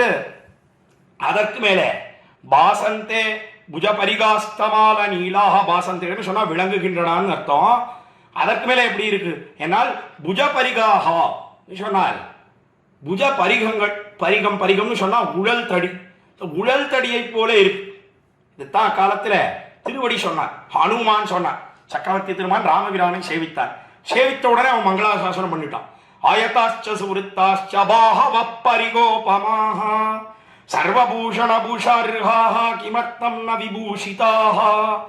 காலத்துல ஹனுமான் முதல்ல சந்தித்தான் சக்கரவர்த்தி திருமான் ராமபிரான். முதல் சந்திப்பிலேயே அவன் மெய் மறந்து போய் பல்லாண்டு பாடினான். என்ன அழகு என்ன அழகு, ரெண்டு பேரும் வந்திருக்கா. ஆயதாஷ்ட சூர்த்தாஷ்டா ஆஜானுபாகுவாக முழந்தாள் அளவும் நீண்ட திருத்தோள்களோட திருக்கைகளோட சேவை சாதிக்கிறார்களே. இது எப்படி இருக்குன்னா பாகவகா பரிகோபமாக. என்ன பரிகம்னு அங்க சொன்னான். அதைத்தான் கூறத்தாழ்வானிங்க என்ன சொல்றார் என்னால் புஜ பரிகாஸ்தமால நீலாகா புஜ பரிகாகா என்று தெரிவிக்கிறார். பரிகம் பரிகம்னு சொன்னா உழல் தடி, உழல் தடியை போல. அதுவும் பரிகம்னு சொன்னா இந்திரனுடைய பட்டணத்தில பெரிய கதவு, அந்த கதவுக்கு பின்னால ஒரு அடிதண்டா போட்டிருக்கிறார்கள். எப்படி இருக்கு ஏன்னா அடிபருத்து நுனி சிறுத்து இருக்கிறது, அதைத்தான் பரிகம் என்று தெரிவிப்பார்கள். அந்த உடல் தடியை போலே எம்பெருமானுடைய தேவப்பெருமானுடைய திருத்தோள்கள் காந்த தோள் அண்ணலாக எழுந்துள்ளி இருக்கிறானே, அந்த திருத்தோள்கள் சேவை சாதிக்கின்றன. அந்த திருத்தோள்கள் எதை கோல் சொல்லிக் கொடுக்கிறதுனா மிடுக்க காட்டுறது. எத்தனை பேர் ஒதுங்கினாலும் என்ன பயங்கட்டு இருக்கலாம். பகுச்சாயாமவஷ்டப்தோ யஸ்ய லோகோ மகாத்மனஹா. இந்த ஸ்லோகங்களை எல்லாம் எடுத்து ஸ்ரீ மகாவித்வான் காஞ்சி பிரதிவாதி வெங்கட சுவாமி தம்முடைய உரையில எடுத்து தெரிவிக்கிறார். தத்வார்த்த சிந்தாமணின்ற வியாக்கியானத்துல இந்த 42வது ஸ்லோகத்துல எப்படி இருக்கு அவனுடைய திருத்தோள்கள். நாள் பாகுச்சாயாமவஷ்டப்தா, பாகுன்னு சொன்னா தோல், சாயின்னு சொன்னா நிழல் அர்த்தம். அந்த தோல் நிழல், இந்த தோல் நிழல்ல பயங்கட்டு நாம் இருக்கலாம். மதில போல இருக்கு. ஒரு மதிலுக்குள்ள நாம் ஒதுங்கினோம்னு சொன்னா எப்படி நிশ্চিந்தையா உறங்குகிறோமோ தூங்குகிறோமோ இது நமக்கு பாதுகாப்பா இருக்கும். அப்படின்னு மதிலாம் வேண்டாம், கிரகத்துக்குள்ளே இருக்கும், வீட்டுக்குள்ளே இருக்கும், ஒரு 2 பெட்ரூம் பிளாட்ல இருக்கும். நாமெல்லாம் இருக்கும் காலத்துல அது நம்ம ஜாகிரதையா ரட்சிக்கும் அப்படின்னு நினைக்கிறோமா இல்லையா? அதை போல எம்பெருமானுடைய நிழலிலே நாம் ஒதுங்கினோமே ஆனால் பயங்கட்டு இருக்கலாம். இதைத்தான் சீதா பிராட்டியும் சொன்னான். சீதா பிராட்டி அவள் காட்டில எழுந்தருளும் காலத்துல பெரிய பெரிய விலங்குகள் கஜம்பா வீக்ஷ சிம்மம்மா யாக்ரம் வாபி வராணனா நாஹாரயதி சந்திராசம் பாஹூ ராமஸ்ய சம்ஸ்ரிதா. என்ன சக்கரவர்த்தி திருமகனுடைய திருத்தோள் அதை அண்ட கொண்ட பலத்தாலே அவள் எப்படி இருந்தான்னா பெரிய பெரிய யானைகள், காட்டு யானைகள் என்ன, வீக்ஷ சிம்மம்மா பெரிய பெரிய சிம்மங்கள் என்ன, வியாக்ரம் வாபி வராணனா பெரிய பெரிய 18 அடி பாயக்கூடிய வேங்கை புலிகள் என்ன, எதை பார்த்தாலும் பயமே ஏற்படலை சீதா பிராட்டி. எதனாலே என்ன ஈரன் பக்கத்துல இருக்கான்னா அவனுடைய தோல் நிழல்ல நாம் ஒதுங்கி இருக்கோம். சக்கரவர்த்தி திருமகன் ராமபிரானுடைய தோல் நிழல்ல ஒதுங்கி இருக்கோம். எதுக்காக பயப்படணும்? என்ன அவள் பயம் கெட்டு இருந்தாள். அதே போலத்தான் நாம் தேவப்பெருமானுடைய தோல் நிழலிலே ஒதுங்கி இருப்போமே ஆனால் எந்த பயமும் கிடையவே கிடையாது. பயம் கெட்டு இருக்கலாம். எப்படி இருக்குன்னா புஜ பரிகாகா என்று இவ்விடத்திலே தெரிவித்தார் சுவாமி கூறத்தாழ்வான். என்ன பார்க்கிறோம்? ஆஹா, அந்த திருத்தோள்கள் புஜ பரிகாகான்னு நன்னா நாமெல்லாம் பயம் கட்டி இருக்கும்படியாக உடல் தடியை போல இருக்கிறது. அதே சமயத்துல அந்த தோல் நிழலில எத்தனை பேர் ஒதுங்கலாம் சுவாமி? சரி, நாமெல்லாம் வீட்டில் இருக்கோம்னு கீழே பார்த்தோம். அது 2 பெட்ரூம் பிளாட்னா எத்தனை பேர் ஒதுங்கலாம்? ஏதோ ஒரு 2 பேர் 4 பேர் 5 பேர் இருக்கலாமா? அதிகபட்சம் ஒரு 8 பேர் இருக்கலாம். அதுக்கு மேல இருக்க முடியுமோ? என்னால் ஒரு நாளும் முடியவே முடியாது. ஆனா அதை போல எம்பெருமானா சரி காஞ்சிபுரத்துல தேவப்பெருமாள் எழுந்தருள் இருக்கிறான்னு சொன்னா எத்தனை பேர் ஒதுங்கலாம் சுவாமி? ஏன்னா எத்தனை பேர் ஒதுங்கினாலும் அவனுடைய தோல் நிழல் எப்படி இருக்கு? என்னால் அது விஞ்சியே இருக்கிறது. ஒதுங்கினவர்கள் அவர்கள் குறைவுன்னு சொல்லணும். அவனுடைய தோல் நிழல் அது ஒரு நாளும் குறையவே குறையாது. தோல் நிழல் குறைஞ்சுடுத்து, அதனால அத்தனை பேரும் ஒதுங்க முடியாது. ஏதோ 7 பேர் ஒதுங்கலாம், ஏதோ 7000 பேர் ஒதுங்கலாம், ஏதோ 7 லட்சம் பேர் ஒதுங்கலாம். அல்ல, கோடிக்கணக்கான பேர்கள் ஒதுங்கினாலும் 7 லோகங்கள் 7 கோடிக்கணக்கான லோகங்கள் ஒதுங்கினாலும் அவனுடைய தோல் நிழலே விஞ்சி இருக்கிறது என்பதனைத்தான் என்ன தெரிவித்தார் இவ்விடத்திலே சுவாமி கூறத்தாழ்வான் இந்த ஸ்லோகத்திலே. என்னால் தமால நீலாகா பாசந்தே புஜ பரிகாஸ்தமால நீலாகா. என்ன அந்த தோல் நிழல் விஞ்சி இருக்கிறது. அந்த தோல் எப்படி இருக்கு? என்னால் ஒரு தமால விருட்சத்தினுடைய நிழல் என்ன பண்றது? நம்முடைய தாபத்தை எல்லாம் போக்குறது. அதாவது இந்த வெயில்னால ஏற்படக்கூடிய தாபங்கள், அதாவது உஷ்ணம், தாபம்னு சொன்னா உஷ்ணம், அந்த ஹீட் என்ன ஆங்கிலத்தில் சொல்றாங்க, அதையெல்லாம் போக்குகிறது. நம்ம தூரம் நடந்து போறோம், இந்த களைப்பு ஏற்படுறது. அதுவும் 12 மணி வெயில் நடந்து போனோம்னு சொன்னா எவ்வளோ களைப்பு ஏற்படுகிறது. அப்போ ஒரு தமால விருட்சத்தின் நிழலிலே பச்சிலை மரத்தின் நிழலிலே போய் ஒதுங்கினோம்னு சொன்னா அப்பாடா இப்பதான் கொஞ்சம் நிம்மதியா இருக்கு அப்படின்ற ஒரு நிலைமை நமக்கு ஏற்படுறதோ இல்லையோ. அதே போல எம்பெருமானுடைய நிழல், தேவப்பெருமாளுடைய நிழல் அது எப்படி இருக்கு என்னால் அதுதான் தாபத்ரயத்தையும் போக்கக்கூடியதாக இருக்கிறது. ஆத்தியாத்மிகம், ஆதி பௌதிகம், ஆதி தெய்வீகம் சொல்லக்கூடிய 3 தாபங்களையும் போக்கக்கூடியதாக இருக்கிறது என்பதனை திருவுள்ளம் பற்றித்தான் தமால நீலாகா என தெரிவித்தார். தெரிவிச்சுட்டோம். அதற்கு மேல என்ன சொன்னார்னா சாயாமாதிருத பரிணத்தயோ தயோவா, இவ்வளவு பெருமையோட கூடியிருக்கு. அதாவது அந்த திருத்தோள்கள் எப்படி இருக்கு என்னால் சத்வாரா 4 திருத்தோள்களாக சேவை சாதிக்கின்றன. வரப்பிரதாஸ்வதியாக, தேவப்பெருமாளே உன்னுடைய திருத்தோள்கள் இது எப்படி இருக்கிறது என்னால் வரத்தை எல்லாம் கொடுக்கும்படியான சாமர்த்தியம் படைத்ததாக இருக்கிறது, பாசந்தே விளங்குகின்றதுன்னு தெரிவித்தார். அதற்கு மேலே முஜ பரிகாக சொன்னால் உழல் தடியை போல இருக்கிறது, பயங்கெட்டு இருக்கலாம். அதற்கு மேலே தமால நீளாக சொன்னால் விருட்சமானது எப்படி தாபத்தை எல்லாம் போக்குறதோ தேவப்பெருமாளுடைய திருத்தோள்கள் நம்முடைய தாபத்திரயங்களையும் போக்குகிறது. அதற்கு மேலே எத்தனை பேர் ஒதுங்கினாலும் எல்லாருக்கும் இடம் கொடுக்கக்கூடியதாக இருக்கிறது. 4ஆக இருக்கின்றன, வரத்தை எல்லாம் அளிக்கிறது, உழல் தடியை போல இருக்கு, அதனாலே அச்சங்கேட்டு இருக்கலாம். அதற்கு மேலே அது தாபத்தை எல்லாம் போக்குகிறது. அதற்கு மேலே எத்தனை பேர் ஒதுங்கினாலும் எல்லாருடைய அந்த தாபத்தையும் போக்கி எல்லாருக்கும் நிழலை கொடுக்கக்கூடியதாக இருக்கிறது. இப்படி 5 பெருமைகளை தெரிவித்தார். 2வது வரியிலே இந்த ஸ்லோகத்திலே சுவாமி கூறத்தாள். இப்படியெல்லாம் சொன்னவர் திருஷ்டாந்தம் சொல்றது சொன்னா எதை சமமாக சொல்ல முடியும் என்று பார்த்து அதுக்கு 2 திருஷ்டாந்தங்கள் சொல்ற. அதாவது இவ்வளவு பெருசா இருக்கு, அதற்கு மேலே நல்லா நீண்டு இருக்கு, அகலமா இருக்கு, நீண்டு இருக்கு, 2ஐயும் சொன்னாரோ இல்லையா. இதுக்கு நமக்கெல்லாம் புரியும்படியாக எதை திருஷ்டாந்தமாக தெரிவிக்கிறார் என்னால் அத முதல் வரியிலே தெரிவிக்கிறார். சாயாமாதிருத பரிணத்தயோவா என்ன ஹப்தின்னு சொன்னா கடல். அந்த கடலானது எப்படி இருக்கு என்ன, கடல் நல்லா நீண்டு இருக்கு, விசாலமா இருக்கு. அதாவது விசாலமா இருக்குன்னு சொன்னா விஸ்தாரமா இருக்கு, ரொம்ப பெருசா இருக்கு, அகலமும் அதிகமா இருக்கு, நீளமும் இருக்கு. அதை போலே ஒரு திருஷ்டாந்தம் தெரிவித்தார். சாயாமா திருத பரிணத்தயோ அப்தயோவா அல்லது தாதிருஷ்ய ஸ்புட்டமதவாதிசஸ்சதஸ்ரஹா என்ன. கடலுக்கு இந்த பெருமை எல்லாம் உண்டு. கடல் இருக்கே நன்னாக சுத்து பரப்பை உடைத்தாக இருக்கிறது, அதே சமயத்திலே நன்றாக நீண்டு இருக்கிறது. கடலுக்கு உண்டான விசேஷணங்கள் எல்லாம் எம்பெருமானுக்கு உண்டு. கடல் இருக்கே அது என்ன பண்றது, நன்னா அகலமா இருக்கு, நீண்டு இருக்கு. அதற்கு மேல அந்த கடற்கரையில போய் உட்கார்ந்தோன்னு சொன்னா நம்முடைய தாபத்தை எல்லாம் போகிறது. அதாவது சிரமகரமாக இருக்கிறது. அதாவது நம்முடைய சிரமத்தை எல்லாம் போக்கி நம்முடைய கவலையாகிற அலைகள் அதெல்லாம் அந்த அலைகளை பார்த்தா தீர்ந்து போயிடும். அதே போலத்தான் எம்பெருமான சேவித்தோன்னு சொன்னா எல்லா கவலைகளும் தீர்ந்து போயிடும். இப்படி கடலுக்கு ஒப்பாக அவனுடைய திருத்தோள்கள் இருக்கின்றன என்று தெரிவித்து அதற்கு மேலே பார்த்த கடலாவது கொஞ்சம் இவ்வளவு பெருசா இருந்தாலும் முடிஞ்சு போயிடுறது பார்க்கிறோம். ஆனா அதை காட்டிலும் விஸ்தாரமாக இருக்கக்கூடிய ஒண்ணு என்று சொன்னால் எது என்னால் அதை மேலே தெரிவித்தார். தாதிருஷ்ய ஸ்புடமதவா திசஸ்சதஸ்ரஹா திசஹா சொன்னால் 4 திசைகள், சதஸ்ரஹா திசஹா சொன்னால் 4 திசைகள்.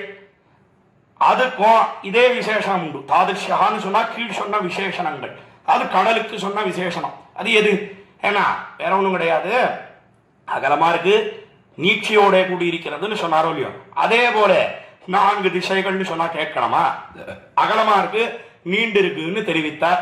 அப்படி எம்பெருமானுடைய திருத்தோள்கள், தேவப்பெருமானுடைய திருத்தோள்கள் சேவை சாதிக்கின்றனான்னு தெரிவித்த 42வது ஸ்லோகத்தை தலை கட்டுகிறார். ஆக 42வது ஸ்லோகத்திலே குரத்தாழ்வான் என்ன பண்ணினார்னா தேவப்பெருமானுடைய திருத்தோள் அழகு அதை அனுபவிக்க புகுந்தார். கீழே திருக்கண்டத்தினுடைய அழகை அனுபவித்தார். இப்பொழுது திருத்தோளினுடைய அழகை அனுபவித்து அதுக்குண்டான பெருமையெல்லாம் வரிசையா சொன்னார். 4ஆக சேவை சாதிக்கின்றன, வேண்டியவர்களுக்கு வேண்டியதை கொடுக்கிறது. எத்தனை பேர் நிழல ஒதுங்கினாலும் எல்லாருக்கும் நிழலை கொடுக்கும்படியாக இருக்கிறது, தாபத்தை எல்லாம் போக்குகிறது, பயங்கட்டு இருக்கலாம், உடல் தடியை போல இருக்கிறதுன்னு சொன்ன சொல்லிட்டோம். அதுக்கு சமமாக ஒப்பாக எதை தெரிவித்தார்? ஏன்னா கடலை போலே என்று ஒரு திருஷ்டாந்தம் தெரிவித்து அதற்கு மேலே கடல் கூட முடிஞ்சு போயிடும். ஆனா அந்த 4 திசைகள் இருக்கின்றனவே அதை போலே தெரிவித்து 42வது ஸ்லோகத்தை தலை கட்டுகிறார். தொடர்ந்து 43வது ஸ்லோகத்தை இப்பொழுது நாம் அனுபவிக்க இழியலாம். ஆஸ்லேஷே வரத புஜஸ்தவேந்திராயாஹ கோபீனாம் அபிமதராசபந்தனேவா பந்தேவா முதமதிகம் யசோதயாஹோ சம்பிராப்தாஸ்தவ நவநீதமோஷதோஷாத் என்பது 43வது ஸ்லோகம். இந்த ஸ்லோகத்தில் கூரத்தாழ்வான் தேவப்பெருமாளை பார்த்து ஒரு கேள்வி கேட்கிறேன். என்ன கேள்வி என்னால், எம்பெருமானே உன்னுடைய திருத்தோள்கள் அது நல்லா அகலமா இருக்கு, நீண்டு இருக்கு, கீழே சொன்னாரோ இல்லையோ, இதுக்கு என்ன காரணம்? ஏன்னா இது மிகுந்த சந்தோஷத்தை அடைந்திருக்கிறது. இந்த சந்தோஷத்தினால்தான் இந்த திருத்தோள்கள் எப்படி இருக்கு என்னால் முழந்தாள் அளவும் நீண்டு இருக்கு, இன்னும் அகலமா இருக்கு என்ன தெரிவித்த. ஆனா இப்படி சந்தோஷத்தை அடைந்தனவே இந்த திருத்தோள்கள். இந்த சந்தோஷம் அடைந்ததற்கு காரணம் என்ன? அதுக்கு 3 காரணங்கள் சொல்றேன். அந்த 3 காரணங்களை தெரிவித்து இந்த 3 காரணத்தில எந்த காரணத்தினாலே இப்பொழுது மிகவும் சந்தோஷத்தை அடைந்தன இந்த திருத்தோள்கள், அதை நீ கூற வேணும் என்று தேவப்பெருமாளை பார்த்து கேள்வி கேட்கிற இந்த 43வது ஸ்லோகத்தில். கேள்வி புரிஞ்சிருக்கும்னு நினைக்கிறேன், மறுபடியும் சொல்றேன்.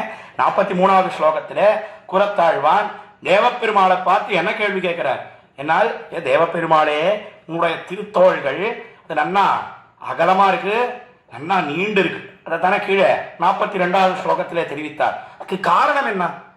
சந்தோஷம்தான் காரணம். திருத்தோள்கள் மிகவும் சந்தோஷத்தை அடைந்திருக்கிறது. அப்போ அந்த சந்தோஷத்துக்கு காரணம் என்ன என்னால், அவன் பண்ணின 3 வித்தாந்தங்கள், அதனாலே சந்தோஷத்தை அடைந்தனா திருத்தோள்கள். 3 நாளையும் சந்தோஷத்தை அடைந்தது. ஆனா 3 விற்த்தாந்தங்கள்ல எந்த விற்த்தாந்தத்தினாலே மிகவும் அதிகமான சந்தோஷத்தை அடைந்து இப்பொழுது உன்னுடைய திருத்தோள்களானது இப்படி அகண்டு நீண்டிருக்கிறது தேவப்பெருமாளே, இதை நீ அருளி செய்ய வேணும். 43வது ஸ்லோகத்திலே தெரிவிக்கிறார். அதுல 3 விற்த்தாந்தங்கள் என்ன என்னால், ஆஸ்லேஷே வரத புஜஸ்தவேந்திராயாஹ கோபீனாம் அபிமதராசபந்தனேவா. முதல்ல ஆஸ்லேஷே வரத புஜஸ்தவேந்திராயாஹ என்ன, ஆஸ்லேஷம் இந்திராயாக சொன்னால் பிராட்டி பெருந்தேவி தாயார். அந்த பெருந்தேவி தாயார் நன்றாக எம்பெருமானை ஆலிங்கனம் பண்ணி கொண்டிருக்கிறாள். இதை பத்தி கீழே 41வது ஸ்லோகத்திலேயே விபுலமாக அனுபவித்தோம். அப்படி ஆஸ்லேஷத்தினாலே புஜாகா தவ இந்திராயாக, இந்திராயாக ஆஸ்லேஷா இவ, அதாவது அந்த ஆஸ்லேஷத்தினாலே நன்றாக ஆலிங்கனம் பண்ணிக்கொண்டபடியினாலே இப்படி உன்னுடைய திருத்தோள்கள் நன்றாக வந்தேவா முதமதிகாம் யசோதயாஹோ சம்பிராப்தாஸ்தவ நவநீதம் மூஷதோஷார் என்ன, அதிகாம் முதம் மிகவும் சந்தோஷத்தை அடைந்ததோ தேவப்பெருமாளே நீ சொல்லணும். பெருந்தேவி தாயார் நான் அண்ணா ஆலிங்கனம் பண்ணிட்டு இருக்கா, அதனாலே தோளுக்கு சந்தோஷம், சந்தோஷத்தினாலே இப்படி அகண்டு நீண்டு இருக்கிறதோ, நிச்சயமாக வளர்ந்திருக்கிறதோ தேவப்பெருமாளே சொல்லணும். முதல்ல ஒன்று தெரிவித்தார். அதற்கு மேல 2வதாக என்ன தெரிவித்தார்னா, கோபீனாம் அபிமதராசபந்தனேவா என்ன, எம்பெருமான் கோபீனாம் அபிமதராசபந்தனம் சொன்னார். மிகவும் அபிமதைகளாக இருக்கக்கூடிய கோபிகைகள் திருவாயர்பாடியிலே எம்பெருமான் கண்ணனாக அவதரித்த காலத்திலே குறவை கூத்தாடினார். குறவையாட்சியர் ஓடு கோத்ததும் தெரிவிக்கிறாரே ஆழ்வார் திருவாய்மொழியிலே 6ஆம் பத்திலே 4ஆம் திருவாய்மொழியிலே. அந்த ரீதியிலே பார்ப்போவையானால் அவன் ராசக்கிரீடை பண்ணினான்.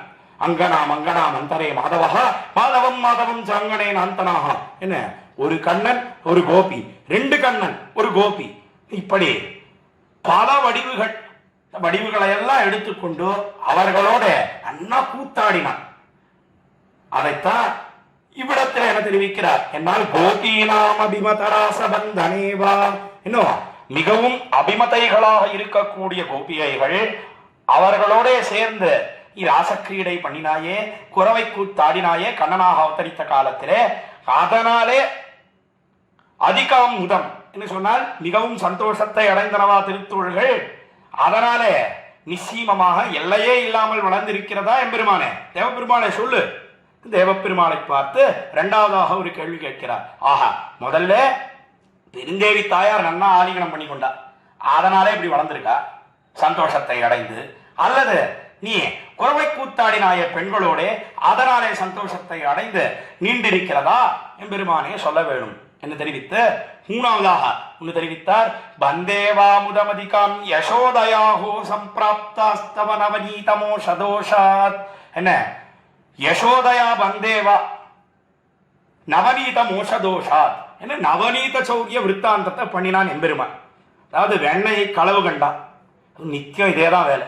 ஒவ்வொரு கிரகத்திலேயும் போய் எம்பெருமான் கண்ணனாக திருவுதரித்த காலத்திலே திருவாயர்பாடியிலே இருக்கக்கூடிய மனைகள் தோறும் புக்கு புகுந்து இந்த வெண்ணையெல்லாம் திருடி சாப்பிடுறான். அதுல எம்பெருமானுக்கு ஒரு ஆனந்தம். எதனால இப்படி வெண்ணையை திருடினான்? அதுவும் ஒரே நாள்ல எல்லா கிரகத்திலேயும் போய் இப்படி திருடுறானே எம்பெருமான், எப்படி அவனால அந்த வெண்ணையெல்லாம் பூர்ணமாக போஜனம் பண்ண முடிந்தது? நம்முடைய ஆச்சாரியர் உலகமுண்ட பெருவாயன், அவனாலே பண்ணாம இருக்க முடியுமா? சாதாரணமா எல்லாரும் அர்த்தம் தெரிவிப்பார்கள். எல்லாத்தையும் விழுங்கினவன் அவனுக்கு வெண்ணெய் ஏமாத்துறோம்னா எவ்வளவு வெண்ணெய் கொடுத்தாலும் சாப்பிட போறான். உலகமுண்ட பெருவாயன் தானே எம்பெருமான். ஏன்னா நம்முடைய பூர்வர்கள் ரசமாக ஒரு அர்த்தம் தெரிவித்தார்கள். இல்ல இல்ல, எம்பெருமான் கண்ணன் அவன் ஒரு கிரகத்திலே புகுந்து, ஒரு வீடிலே புகுந்து வெண்ணையை களவு கண்டு இன்னொரு கிரகத்துக்கு போய் போதனம் பண்றானே. அந்த முதல் கிரகத்திலே ஒரு கிரகத்திலே போதனம் பண்ணினானே, அது எப்படி இருக்கு என்னால் அது உத்தீபன ஔஷதம். உத்தீபன ஔஷதமா இருக்கு. அதாவது உத்தீபன ஔஷதம்னு சொன்னா மருந்து, அது ஆங்கிலத்தில் சொல்றதுன்னா அது அப்பிடைசர்னு சொல்றோம். பசியை தூண்டக்கூடிய மருந்தாக இருக்கிறது. ஒரு கிரகத்திலே போதனம் பண்றானே, வெண்ணையை திருடி சாப்பிடுறானே, மற்றொரு கிரகத்திலே போய் புகுந்து திருடுவதற்கு பசியை இன்னும் நல்லா கலப்பி விடுறது. பசிக்கு மருந்தாக இருக்கிறது இந்த ரசமாக நம்முடைய பூர்வாச்சாரியர்கள் தெரிவித்தார்கள். இப்படி எத்தனையோ கிரகங்களில் போய் திருடுறான் எம்பெருமான், வெண்ணையை புஜிக்கிறான். எல்லாரும் வந்து பழி சொன்னான். சொல்லில அரசி படுதினங்காய் சூழலுடைய உன் பிள்ளைதானே. என்ன ஒரு பதிகம் பூராவும் யசோதா பாவனை அடைந்த பெரியாழ்வார் வெண்ண விழுங்கி வெறுங்கலத்தை வெற்படையிட்டு அப்படின்ற பதிகத்தில வரிசையா அவன் பண்ணின தீம்பெல்லாம் எல்லாரும் வந்து படி சொல்லுகிறார்கள் யசோதையின் இடத்துல. அப்படி எல்லாரும் உன்னுடைய பிள்ளை என்ன கிருத்திமன் தெரியுமா, என்ன சோரனாக இருக்கிறான் தெரியுமா, இப்படி வந்து திருடுறானே, இப்படி இம்சை பண்ணுகிறானே, கொஞ்சம் கண்டிக்க கூடாதா எல்லாரும் தெரிவிக்கிறார். பார்த்தா யசோதை பிராட்டி இப்படி எல்லாரும் சொல்றாளே, ஆனா இந்த குழந்தை அப்படிலாம் பண்ற மாதிரி தெரியலையே அப்படின்னு நினைச்சுட்டு இருந்தா. ஆனா பார்த்தா ஒரு நாள் தன்னுடைய கிரகத்திலேயே திருடினான். பல நாள் திருடினான், ஒரு நாள் அகப்பட்டான். இப்படி ஒரு நாள் மாத்திரமா, எல்லா நாளும் திருடுறது தானே அவனுக்கு வாடிக்கை, அதுதானே எல்லாருக்கும் வேடிக்கை. இப்படி அவன் எல்லா கிரகத்திலேயும் திருடி அவன் முதித்தான். தன்னுடைய கிரகத்திலேயும் திருடினான். ஒரு நாள் கையும் களவுமாக அகப்பட்டான். யசோதா பிராட்டி பார்த்தான், இனி இந்த பையனை விடக்கூடாது. எல்லாரும் வந்து சொன்னா அப்பெல்லாம் நமக்கு நம்பிக்கை ஏற்படல.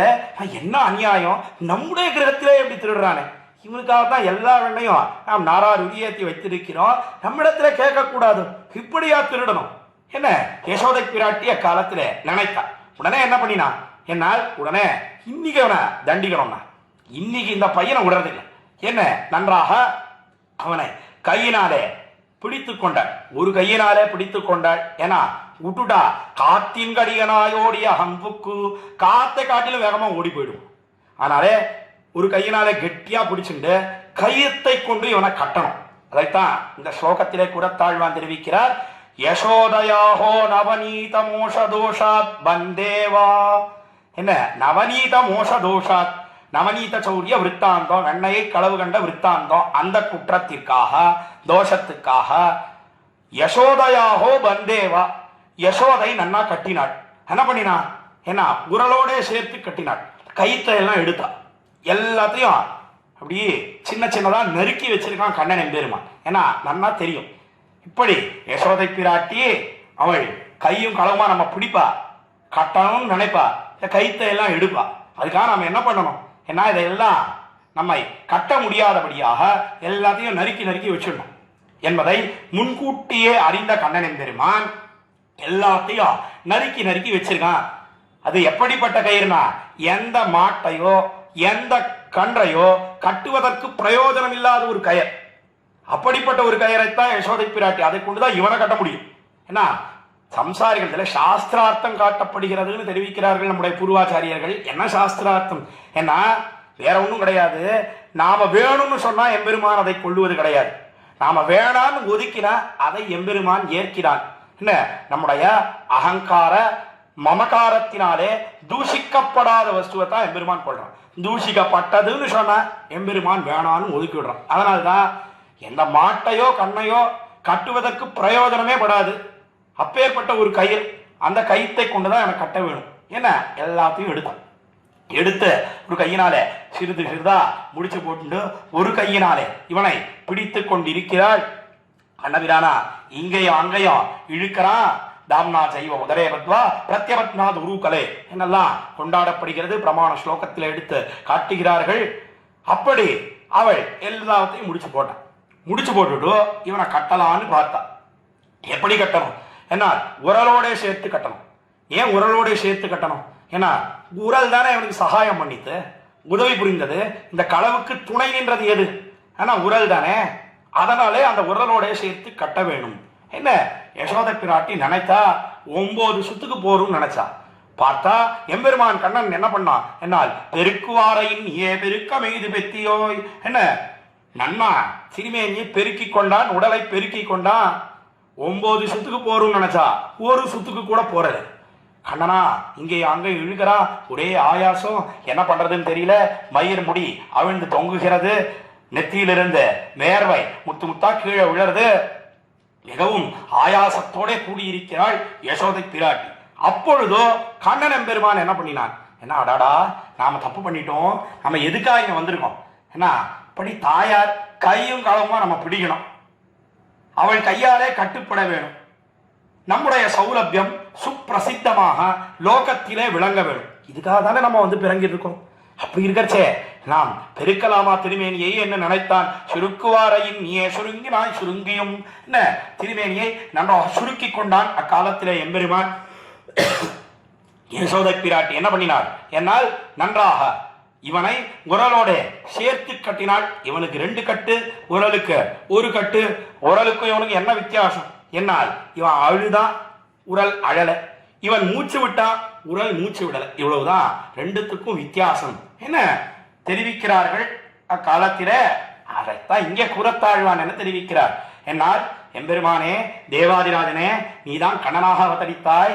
கண்ணனாக அவதரித்த காலத்திலே உன்னை தாயாரான யசோதை பிராட்டி நீ வெண்ணையெல்லாம் திருடினாயே, களவு கண்டாயே. அக்காலத்திலே நவநீத மோஷதோஷாத் யசோதா பந்தேவா. என்ன, யசோதையா பந்தேவா, யசோதையினாலே நன்றாக கட்டுப்பட்டாயே.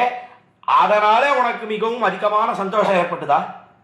அதனாலே தோள் இப்பொழுது நன்னாக நீண்டிருக்கிறதா? எல்லையே இல்லாமல் வளர்ந்திருக்கிறதா? எம்பெருமானே பதிலை நீ சொல்ல வேணும்.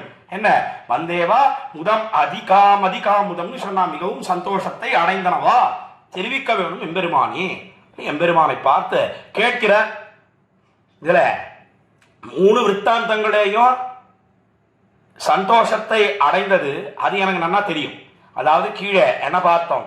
என்னால் முதல்ல அந்த பிராட்டி இந்திராயாக ஆலிங்கனத்தாலே ஆஸ்லேஷா வரத புஜாகா தவேந்திராயாக கீழே பார்த்தோம். இந்த ஸ்லோகத்தின் தொடக்கத்திலே 43வது ஸ்லோகத்தின் தொடக்கத்திலே, அதாவது இந்திராயாகான்னு சொன்னா பெருந்தேவி தாயார் அவளுடைய ஆலிங்கனத்தாலே சந்தோஷத்தை அடைந்து தோள் அவை வழங்கனவா, அல்லது கோபினாம் அபிமதராச பந்தனேவா என்ன கோபிகைகள் அவர்களெல்லாம் அந்த ராசக்கிரீடை அவர்களோட நீ ஆனந்த கூத்தாடினாய், குறவை கூத்து ஆடினாய், அதனாலே மிகவும் சந்தோஷத்தை அடைந்ததா, அல்லது யசோதயாகோ பந்தேவா நவநீத மோசதோஷா அந்த நவநீத சௌரிய விற்த்தாந்தம் என்று சொல்லக்கூடிய குத்தம் வெண்ணையை திருடினாயே, அதனாலே யசோதை பிராட்டி உன்னை கட்டினாள், அதனாலே மிகவும் சந்தோஷத்தை அடைந்ததா? எதனாலே சந்தோஷத்தை அடைந்தது சொல்ல வேணும்.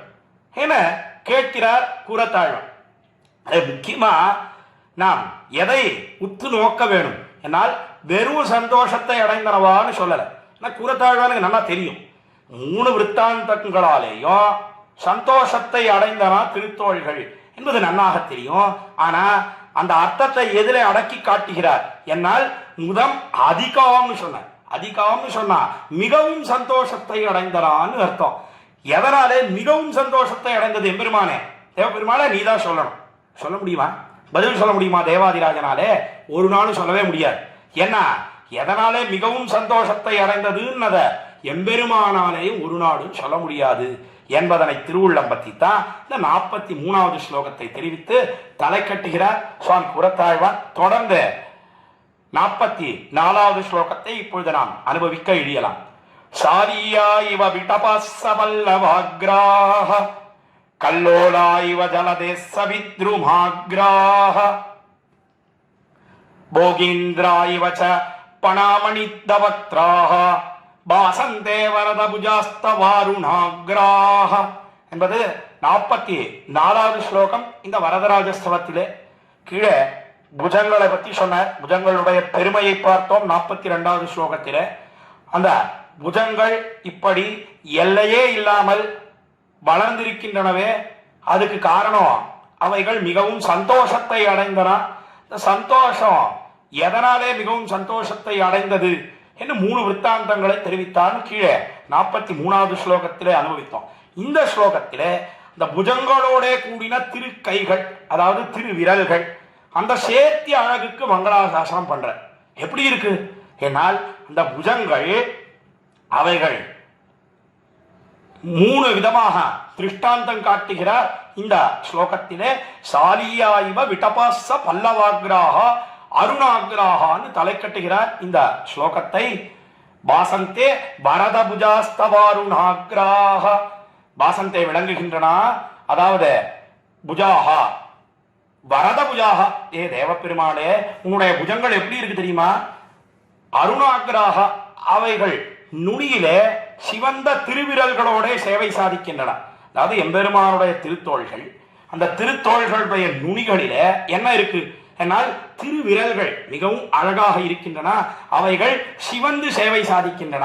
இந்த சேர்த்தி அழகு எப்படி இருக்கு தெரியுமோ எம்பெருமானே என்னால் சாலியா இவ விடபாச பல்லவக்ராஹ, சால விருட்சம், இந்த சால விருட்சத்தினுடைய கிளைகளைப் போல புஜங்கள் சேவை சாதிக்கின்றன.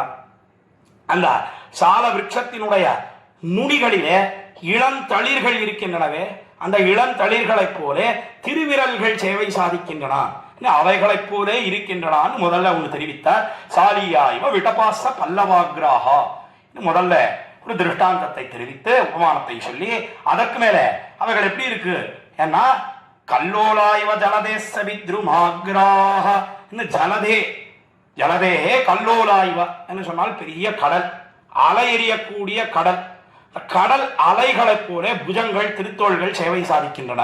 அதற்கு மேல இந்த கடல் அலையின் நுனிகளில என்ன இருக்கு? ஏன்னா அலைகள்லாம் என்ன பண்றதுன்னா அந்த பவழங்கள், இந்த பவழத்தை எல்லாம் கொண்டு வந்து தள்ளுறதோ இல்லையோ, அந்த பவழத்தை போல அவனுடைய தேவப்பெருமானுடைய புஜங்களின் நுனிகளிலே திருவிரல்கள் சேவை சாதிக்கின்றன என்ன இரண்டாவதாக ஒரு திருஷ்டாந்தம் உபமானம் தெரிவித்தார். அதற்கு மேலே போகீந்திராயவச்ச பணாமணித்ர வக்ராஹ, என்ன போகீந்திராயவச்ச பணாமணித்த வக்ராஹ, வக்ரம் வக்ரம்னு சொன்னா முகம், இந்த பணங்களோட கூடின முகம், அதெல்லாம் ஆதிசேஷனுக்கு உண்டு. ஆதிசேஷன் சொன்ன படங்களோட தானே இருக்கான். அதைத்தான் இங்க எப்படி தெரிவித்தார் என்னால் போகீந்திரா இவச்ச பணாமணித்த வக்ராஹா, என்ன படங்களோட கூடின ஆதிசேஷன், ஆதிசேஷனை போல புஜங்கள் நுனிகளிலே இருக்கக்கூடிய அந்த திருவிரல்கள் சேவை சாதிக்கின்றன என்று தெரிவித்து பாசந்தே வரத புஜாஸ்த வாருணாகிராஹா, ஹே தேவ பெருமாளே, இந்த சேர்த்தி அழகு இருக்கே இது மனசை மிகவும் கொள்ள கொள்ளுகிறது. இன்னும் 44வது ஸ்லோகத்தை தெரிவித்து தலை கட்டுகிறார். ஆஹா, 44வது ஸ்லோகத்திலே 3 உபமானங்கள், அதாவது 3 திருஷ்டாந்தங்கள், அதாவது தேவப்பெருமானுடைய புஜங்கள் நுனியில இருக்கக்கூடிய அந்த திருவிரல்கள், அந்த திருவிரல்கள் எப்படி இருக்கின்றன என்னால் அது நன்னா சிவந்திருக்கு, அதை அருணாகிராகான்னு சொன்ன சொல்லிட்டு 3 விசேஷணங்களை தெரிவித்தார். எப்படி இருக்கு என்னால் சால விருட்சத்தினுடைய கிளைகளை போல புஜங்கள் சேவை சாதிக்கிறது. அந்த சால விருட்சத்தினுடைய மரத்தினுடைய நுனியில விருட்சம் சொன்னா மரம்னு அர்த்தம். அந்த சால மரத்தினுடைய நுனியில இருக்கக்கூடிய இளந்தளிர்களை போலேதான் திருவிரல்கள் இருக்கு. சால விருட்சத்தினுடைய மரத்தினுடைய கிளைகளை போல தோள்கள் இருக்கு. அந்த கிளைகள் நுனியில எப்படி இளம் தளிர்கள் இருக்கோ அதை போல புஜங்களினுடைய நுனிகளிலே, இந்த தோள்களினுடைய நுனிகளிலே திருவிரல்கள் சேவை சாதிக்கின்றன முதல்ல சொன்னேன். அதற்கு மேலே கல்லோலா இவ ஜலதே சவித்ருமாக்ராஹா, என்ன பெரிய கடல், அலை எறியக்கூடிய கடல். இந்த கடல் அலைய போல திருத்தோள்கள் இருக்கு. அந்த அலை நுனியில என்ன இருக்கு? ஏன்னா பவழங்கள்லாம் இருக்கேன். இந்த பவழங்களை போல திருவிரல்கள் சேவை சாதிக்கின்றன என்று தெரிவித்து, அதற்கு மேலே போகீந்திரா இவச்ச பணாமணித்த வக்திராஹா, என்ன ஆதிசேஷன் பணத்தோட நல்லா அழகா சேவை சாதிக்கிறான். சொப்பன மத்தா நதி பிரமணிமாலி சுகந்தரிச்சி மிரதிம சுகந்தி போக சுகசாயித்த ரங்கதனம் என்ன இதைய தெரிவிக்கிறார் சுவாமி பராசரப்பட்டர் தம்முடைய ஸ்ரீரங்கராஜ ஸ்தவத்தில பூர்வ சதகத்தில. அந்த ஆதிசேஷனிலே சயனித்திருக்கிறானே ஸ்ரீரங்கநாதன், அது நல்லா ரொம்ப அழகா இருக்கு, பார்ப்பதற்கு ஆகர்ஷகமாக இருக்கிறது. அந்த பணாமணிகள் எல்லாம் மிகவும் ஒளியோட பிரகாசிக்கின்றனான்னு சொன்னார்.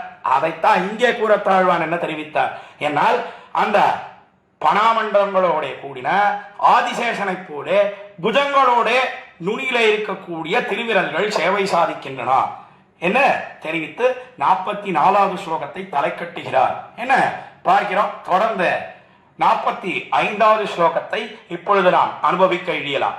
அம்போதே ஸ்வயம் அபிமந்தனம் சகர்த்தா க்ஷோணித்ரம் புனரபிபஷ்ச சப்தராத்ரம் சப்தானாம் விவலயசி ஸ்மகண்ட முக்ஷ்ணாம் அம்லாதாவரத ததாபிபானயஸ்தே என்பது 45வது ஸ்லோகம். இந்த ஸ்லோகத்திலே அந்த திருக்கைகள், திருக்கைகளுக்கு ஒன்றுட முதல்ல திருக்கழுத்தை பார்த்தோம். திருமுக மண்டலம் 40வது ஸ்லோகத்திலே முடிஞ்சதுன்னு பார்த்தோம். 41வது ஸ்லோகத்திலே திருக்கழுத்துக்கு மங்களாசாசனம் பண்ணினார்.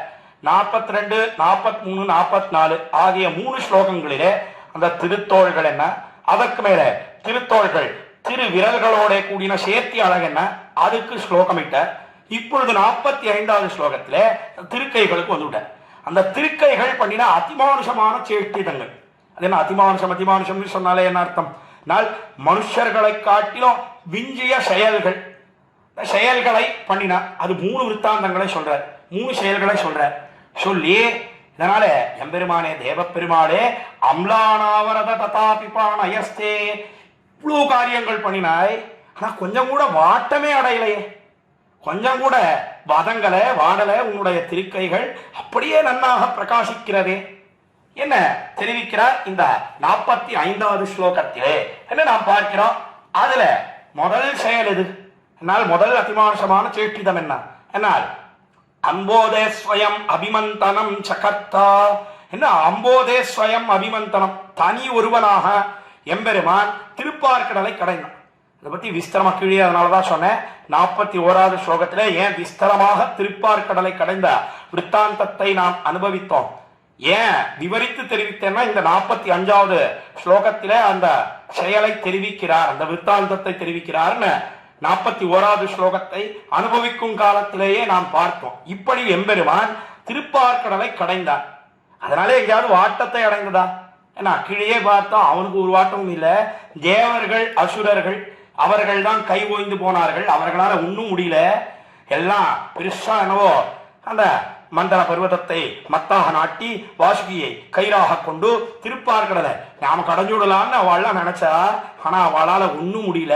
இவன் தான் 1000 தோளாலே என்ன பண்ணினான் என்னால் தனியாக நின்று அவன் திருப்பார்கடலை கடைந்தான். அதைத்தான் அம்போதே ஸ்வயம் அபிமந்தனம் சகர்த்தா, ஸ்வயம் தானாகவே எழுந்தருளி இருந்து அவன் திருப்பார்கடலை கடைந்தானே. எம்பெருமானே தேவப்பெருமாளே நீதான் பண்ணின, வேற யாரும் பண்ணல. அதிலேயும் உன்னுடைய திருக்கைகள் வாட்டத்தை அடையவில்லை என்ன தெரிவித்து, அதற்கு மேல 2வதாக விற்த்தாந்தத்தை தெரிவிக்கிறார். க்ஷோணீத்ரம் புனரபிபஷ்ச சப்தராத்திரம். க்ஷோணீத்ரம் சொன்னால் கோவர்தன மலை. இந்த கோவர்தன மலையை புனரபிபஷ்ச சப்தராத்திரம், புனகா மீண்டும், அபிபகா என்று சொன்னால் தாங்கி நின்னார். எப்பொழுது என்னால் தேவப்பெருமாள் கண்ணனாக அவதரித்த காலத்தில் இந்த விற்த்தாந்தத்தை பண்ணினான். புனரபிபஷ்ச சப்தராத்திரம், 7 ராத்திரி, 1 மணி நேரம் இல்ல, 2 மணி நேரம் இல்ல, 1 நாள் இல்ல, 2 நாள் இல்ல, 7 நாட்கள் அவன் அந்த கோவர்தன மலையை காம்பாக கொடுத்து கவித்த மலை பெரியாழ்வார் தெரிவிக்கிறாரே. அந்த கிரமத்தில இவர்களை எல்லாம் ரட்சிக்கணும். திருவாயர்பாடியில வருஷா வருஷம் அந்த ஆயர்கள் எல்லாம் இந்திர விழா கொண்டாடுவது உண்டு. இந்திரனுக்காக பெரிய பூஜை பண்ணுகிறார்கள். அப்பொழுதோ அதுக்காக என்ன பண்ணினா, என்னால் எல்லா சாமான்கள் சாமகிரிகள் பால் தயிர் நெய் வெண்ணெய் எல்லாத்தையும் சேமித்து வைத்தார்கள், சேகரித்து வைத்தார்கள். கண்ணவினான் பார்த்தான். ரொம்ப நாள் ஆச்சு, 2 நாள் ஆச்சு, 5 நாள் ஆச்சு, எங்க தேடினாலும் வெண்ணையே கிடைக்கல, தயிரே கிடைக்கல. கண்ணனும் வெண்ணெய் இல்லைன்னா அவனால முடியவே முடியாது.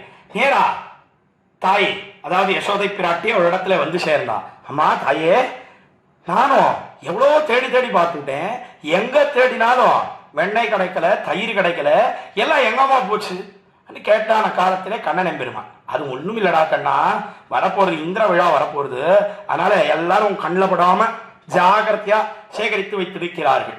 என்ன யசோதை பிராட்டி அக்காலத்துல கண்ணபிரானை பார்த்து வார்த்தை அருளி செய்தாள். அப்பொழுதோ கண்ணபிரானுக்கு ரொம்ப கோபம் வந்துடுது. அது நாம் இருக்கக்கூடிய ஊரில இன்னொரு தேவதைக்கு பூஜையா? ஒரு நாளும் கூடவே கூடாது. அதியதேச்ச நிஜாம்யதி தேவதாம் உபயச்ச வசயத்தே ஜுஷதேப்யகம் சிதிபிருதைவ சதைவ தகாவயம் மனவதா கினவதா கிம் அஹித்ருஹா. மாகன்னு சொல்லக்கூடியவன் சிசுபா வதத்திலே இந்த ஸ்லோகத்தை தெரிவிக்கிறார்.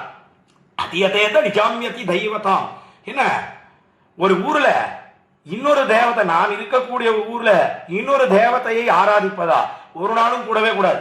ஒருத்தன் இருக்கான், ஊர்ல ஒருத்தன் இருக்கான், அவன் கொஞ்ச நாள் ஒரு தேவதையை ஆராதித்துக் கொண்டு வருகிறான். கொஞ்ச நாள் கழித்த பிற்பாடு அந்த முதல் தேவதையை விட்டுடுறான், ஆராதனை பண்றதை விட்டுட்டு மற்றொரு தேவதையை ஆராதிக்கிறான். அப்படி பண்ணுவனேயானால் என்ன ஏற்படும்? என்னால் உபயதச்ச வசத்தே ஜுஷதேப்யகம், 2 தேவதைகளும் கைவிட்டுடும். எதனால? என்ன முதல் தேவதை அதை தான் விட்டுட்டு வந்துட்டானே, 2வது தேவதை கிட்ட வந்துட்டானே, அதனால முதல் தேவதையும் கை விட்டுடும். 2வது தேவதை என்ன நினைக்கும்? ஏன்னா இத்தனை நாள் வேறொரு தேவதையை ஆராதித்து வந்தான், இன்னைக்கு என்னிடத்துல வந்திருக்கான், எத்தனை நாள் என்னிடத்துல இருப்பானோ, என்னை விட்டுட்டு எங்க போவானோ என்று இந்த தேவதையும் நினைக்குமா? இந்த தேவதையும் கைவிட்டு விடும். என்ன அதைத்தான் சிதிபிருதைவ சதைவ தகாவயம் மனவதாக்கிம் அனவதாக்கிம் அஹித்ருஹா இந்த ஸ்லோகத்திலே எடுத்து காட்டப்படுகிறது. அதை அக்காலத்திலே கண்ணபிரான் தெரிவித்தா, நாம இருக்கோம் இந்த ஊர்ல, நாம் இருக்கக்கூடிய இந்த ஊர்ல இன்னொரு தேவதைக்கு பூஜையா? ஒரு நாள் கூடவே கூடாது. என்ன நேரா போனா அந்த ஆயர்கள் எல்லாம் கூடி இருக்கிறார்கள், இந்த விழா கொண்டாட வேணும், வண்டி வண்டியா சோத்தை எல்லாம் எடுத்துக்கொண்டு வர இருக்கிறார்கள். அப்பொழுதோ கண்ணபிரான் தெரிவித்தான், ஒரு நாளும் நீங்கள் இந்த இந்திரனுக்கு சோறிடுவதெல்லாம் கூடவே கூடாது. நீங்களாம் எதுக்கா இந்திரனுக்கு சோறு இடுகிறீர்கள்? என்ன எல்லாரும் தெரிவித்தார்கள், அவன் தானே மழையை வருஷிக்கிறான், மழை இல்லைன்னு சொன்னா முடியுமா? ஜலம் இல்லைன்னு சொன்னா முடியுமா? ஏன்னா கோதனராக இருக்கக்கூடியவர்கள் இடையர்கள், அந்த கோதனர்கள் சொன்னா பசு சமிருத்தி, அதை ஆசைப்படக்கூடியவர்கள். ஜலம் நன்னா இருந்தால்தானே பசுக்கள் எல்லாம் நன்னா மேயும், மேய்ச்சல் பூமி நன்னா இருக்கும், பாலை நன்னா கறக்கும், வெண்ணையெல்லாம் அதுல இருந்து வரும், திரட்டலாம், நாம் ஜீவனத்தை நடத்தலாம், அதனாலே பண்றோம்னு சொன்னான். உடனே கண்ணபிரான் சொன்னா, அதுக்கும் இந்திரனுக்கும் ஒரு சம்பந்தம் கிடையாது. கோவர்தன மலை இருக்கே, அதுதான் நமக்கு கண் கண்ட தேவதை, அதனாலதான் மழை பொழியறது. சயின்டிபிக்கா எக்ஸ்பிளனேஷன், மழை ஏன் பொழியறது? என்ன சொன்னா, இங்க இருக்கக்கூடிய ஜலத்தை எல்லாம் மேகம் நல்லா பருகி கொண்டு போய் இந்த மலையின் மேலே ஏறி பொழிகிறது. என்ன நாமெல்லாம் இப்போ அறிவியல் ரீதியா சொல்றோமே, அதெல்லாம் சொன்னா அக்காலத்துல கண்ணன் எம்பெருமான் சொல்லிட்டு என்ன பண்ணான்? ஏன்னா நீங்கள் எல்லாம் இந்த மலைக்கே இடுங்கோள் சோத்தை தெரிவித்தான். தெரிவித்த உடனே அவன் எல்லாம் பார்த்தா, கண்ணபிரான் ஒரு வார்த்தை சொல்லியாச்சுன்னு சொன்னா அதற்கு மேல மிக்க மந்திரம் அந்த ஊர்ல கிடையவே கிடையாது. அதுதான் சுப்ரீம் கோர்ட் ஆர்டர். சுப்ரீம் கோர்ட்டுக்கு மேல ஒண்ணு இருக்கும்னா அதுதான் அந்த வார்த்தை. அதனாலே எல்லாரும் பின்பற்றி அந்த மலைக்கு இட்டார்கள் சோத்தை. கண்ணபிரான் பார்த்தான், அகம் கோவர் தனோஸ்மி தெரிவித்தான். எல்லாரும் பார்க்கும் காலத்துல மொத்தத்தையும் உலகமுண்ட பெருவாயனாக எல்லாத்தையும் ஒழுங்கிட்டான். அட்டுக்கு சோத்து பறிப்பதமும் தயிர்வாவியும் நெய்யலரும் அடங்க பொட்ட துத்தி மாரிப்பகமுனத்தா ஒருமாகடல் வண்ணன் பொருத்தமலை தெரிவிக்கிறாரே பெரியாழ்வார். தம்முடைய பெரியாழ்வார் திருமொழியில பாசுர பிரகாரம் எல்லாவற்றையும் எல்லாரும் பார்க்கும் காலத்துல தானே போஜனம் பண்ணிவிட்டான். ஏன் யாராவது ஒரு குழந்தை கையிலையாவது கொடுத்துட்டு போஜனம் பண்ணிருக்கலாமே, ஏன் இப்படி பண்ணல? சொன்னா நம்முடைய ஆச்சாரியர்கள் அற்புதமாக தெரிவித்தார்கள். இல்ல இன்னொரு தேவதைக்கு இட்டதை அவர்கள் எல்லாம் புஜிக்க கூடாது, சாப்பிடக்கூடாதுன்னு நினைத்தான். அதனாலே தானே போஜனம் பண்ணினான். சரி, அவளுக்கெல்லாம் ஆகாது, இவனுக்கு ஆகுமா? என்ன, இவனுக்கு தான் ஆகாதது கிடையாது. யாரை ஆராதித்தாலும் கடைசியில் அது எங்க போய் சேர்றது? என்னால் கேசவம் பிரதிகச்சதி, என்ன கேசவன் இடத்துல தான் போய் சேருகிறது. அதனால இவனுக்கு ஆகாதது எதுவுமே கிடையாது. அதனால எல்லாத்தையும் முதித்தான். ரொம்ப கோபம் வந்துடுத்து கண்ணபிரானுக்கு. என்ன அநியாயமா இருக்கு, இப்படி கூட உண்டா? வருஷா வருஷம் நமக்காக இவெல்லாம் விழா கொண்டாடிட்டு இருக்க.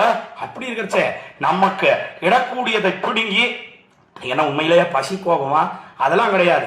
நம்முடைய ரைட் நமக்காக கொடுக்கிறார்கள், அதை போய் இப்படி பிடிக்கிட்டானே என்ன நினைத்தான் அக்காலத்துல. அதை காட்டிலும் முக்கியமா ஒரு காரணம் என்னன்னா, உண்மையிலேயே அவனுக்கு பசி கோபம்லாம் கிடையாது.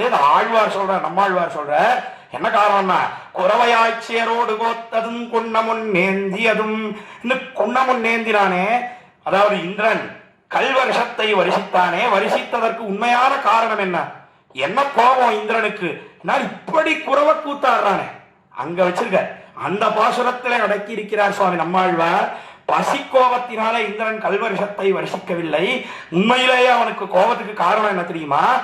அத நம்மாழ்வார் 6ஆம் பத்திலே 4ஆம் திருவாய்மொழியில குன்னமுன் நேந்தியதற்கு காரணம் குறவையாட்சியரோடு கோத்தது. என்ன விடத்துல சுவாமி நம்பிள்ளை ஈடுபட்டு வியாக்கியானம் பண்ணுகிறார்.